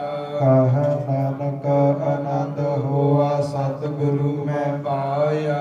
ਇਹ ਮਨ ਮੇਰਿਆ ਤੂੰ ਸਦਾ ਰਹੋ ਹਰ ਨਾਲੇ, ਹਰ ਨਾਲ ਰਹੋ ਤੂੰ ਮਨ ਮੇਰੇ। ਦੁਖ ਸਭ ਵਿਸਾਰਨਾ, ਅੰਗੀਕਾਰ ਉਹ ਕਰੇ ਤੇਰਾ ਕਾਰਜ ਸਭ ਸਵਾਰਨਾ। ਸਭਨਾ ਗੱਲਾਂ ਸਮਰੱਥ ਸੁਆਮੀ, ਸੋ ਕਿਉ ਮਨਹੁ ਵਿਸਾਰੀ। ਕਹੈ ਨਾਨਕ ਮਨ ਮੇਰੇ ਸਦਾ ਰਹੋ ਹਰ ਨਾਲੇ। ਸਚ ਸਾਹਿਬਾ ਕਿਆ ਨਾਹੀ ਕਰ ਤੇਰੇ, ਕਰਤਾ ਤੇਰਾ ਸਭ ਕਿਛ ਹੈ। ਜਿਸ ਦੇਹ ਸੋ ਪਾਵਈ, ਸਦਾ ਸਿਫਤ ਸਲਾਹ ਤੇਰੀ। ਨਾਮ ਮਨ ਵਸਾਵਈ, ਨਾਮ ਜਿਨ ਕੈ ਮਨ ਵਸਿਆ। ਵਾਜੇ ਸ਼ਬਦ ਕਨੇਰੀ, ਕਹੈ ਨਾਨਕ ਸੱਚੇ ਸਾਹਿਬ ਕਿਆ ਨਾਹੀ ਕਰ ਤੇਰੇ। ਸਾਚਾ ਨਾਮ ਮੇਰਾ ਆਧਾਰੋ, ਸਾਚ ਨਾਮ ਆਧਾਰ ਮੇਰਾ। ਜਿਨ ਭੁੱਖਾ ਸਭ ਗਵਾਈਆ, ਕਰ ਸਾਤ ਸੁਖ ਮਨ ਆਏ ਵਸਿਆ। ਜਿਨ ਇੱਛਾ ਸਭ ਪੁਜਾਈਆ, ਸਦਾ ਕੁਰਬਾਨ ਕੀਤਾ ਗੁਰ ਵਿਟਹੁ। ਜਿਸ ਦੀਆਂ ਇਹ ਵਡਿਆਈਆਂ, ਕਹੈ ਨਾਨਕ ਸੁਣਹੁ ਸੰਤਹੁ। ਸ਼ਬਦ ਧਰਹੁ ਪਿਆਰੋ, ਸਾਚਾ ਨਾਮ ਮੇਰਾ ਆਧਾਰੋ। ਵਾਜੇ ਪੰਜ ਸ਼ਬਦ ਤਿਤ ਘਰ ਸੁਭਾਗੈ, ਘਰ ਸੁਭਾਗੈ ਸ਼ਬਦ ਵਾਜੇ ਕਲਾ। ਜਿਤ ਕਰ ਧਾਰਿਆ, ਪੰਜ ਦੂਤ ਤੁਧ ਵਸ ਕੀਤੇ। ਕਾਲ ਕੰਟਕ ਮਾਰਿਆ, ਤੁਰ ਕਰਮ ਪਾਇਆ। ਤੁਧ ਜਿਨ ਕੋ ਸੇ ਨਾਮ ਹਰਿ ਕੈ ਲਾਗੀ। ਕਹੈ ਨਾਨਕ ਤੈ ਸੁਖ ਹੋਆ, ਤਿਤ ਕਰ ਅਨਹਦ ਵਾਜੀ। ਆਨੰਦ ਸੁਨਹੁ ਵਡ ਭਾਗੀ ਹੋ, ਸਗਲ ਮਨੋਰਥ ਪੂਰੀ। ਔਰ ਬ੍ਰਹਮ ਪ੍ਰਪਾਇਆ, ਉਤਰੇ ਸਗਲ ਵਿਸੂਰੀ। ਦੁਖ ਰੋਗ ਸੰਤਾਪ ਉਤਰੇ, ਸੁਣੀ ਸੱਚੀ ਬਾਣੀ। ਸਤ ਸਾਜਨ ਭਏ, ਸਾਸੇ ਪੂਰੇ ਗੁਰ ਤੇ ਜਾਣੀ। ਸੁਣਤੇ ਪੁਨੀਤ ਕਹਿਤੇ ਪਵਿੱਤ, ਸਤਿਗੁਰ ਰਹਿਆ ਭਰਪੂਰੇ। ਬਿਨਵੰਤ ਨਾਨਕ ਗੁਰ ਚਰਨ ਲਾਗੇ, ਵਾਜੇ ਅਨਹਦ ਤੂਰੀ। ਸਲੋਕ ਪਵਨ ਗੁਰੂ ਪਾਣੀ ਪਿਤਾ, ਮਾਤਾ ਧਰਤ ਮਹਤ। ਦਿਵਸ ਰਾਤ ਦੁਇ ਦਾਈ, ਦਾਇਆ ਖੇਲਾ ਸਗਲ ਜਗਤ। ਚੰਗਿਆਈਆ ਬੁਰਿਆਈਆ, ਵਾਚੈ ਧਰਮ ਹਦੂਰ। ਕਰਮੀ ਆਪੋ ਆਪਣੀ, ਕੇ ਨੇੜੇ ਕੇ ਦੂਰ। ਜਿਨੀ ਨਾਮ ਧਿਆਇਆ, ਗਏ ਮਸਕਤ ਕਾਲ। ਨਾਨਕ ਦੇ ਮੁਖ ਉਜਲੇ, ਕੀਤੀ ਛੁਟੀ ਨਾਲ। ਜਿਨੀ ਨਾਮ ਧਿਆਇਆ, ਗਏ ਮਸਕਤ ਕਾਲ। ਨਾਨਕ ਦੇ ਮੁਖ ਉਜਲੇ, ਕੀਤੀ ਛੁਟੀ ਨਾਲ।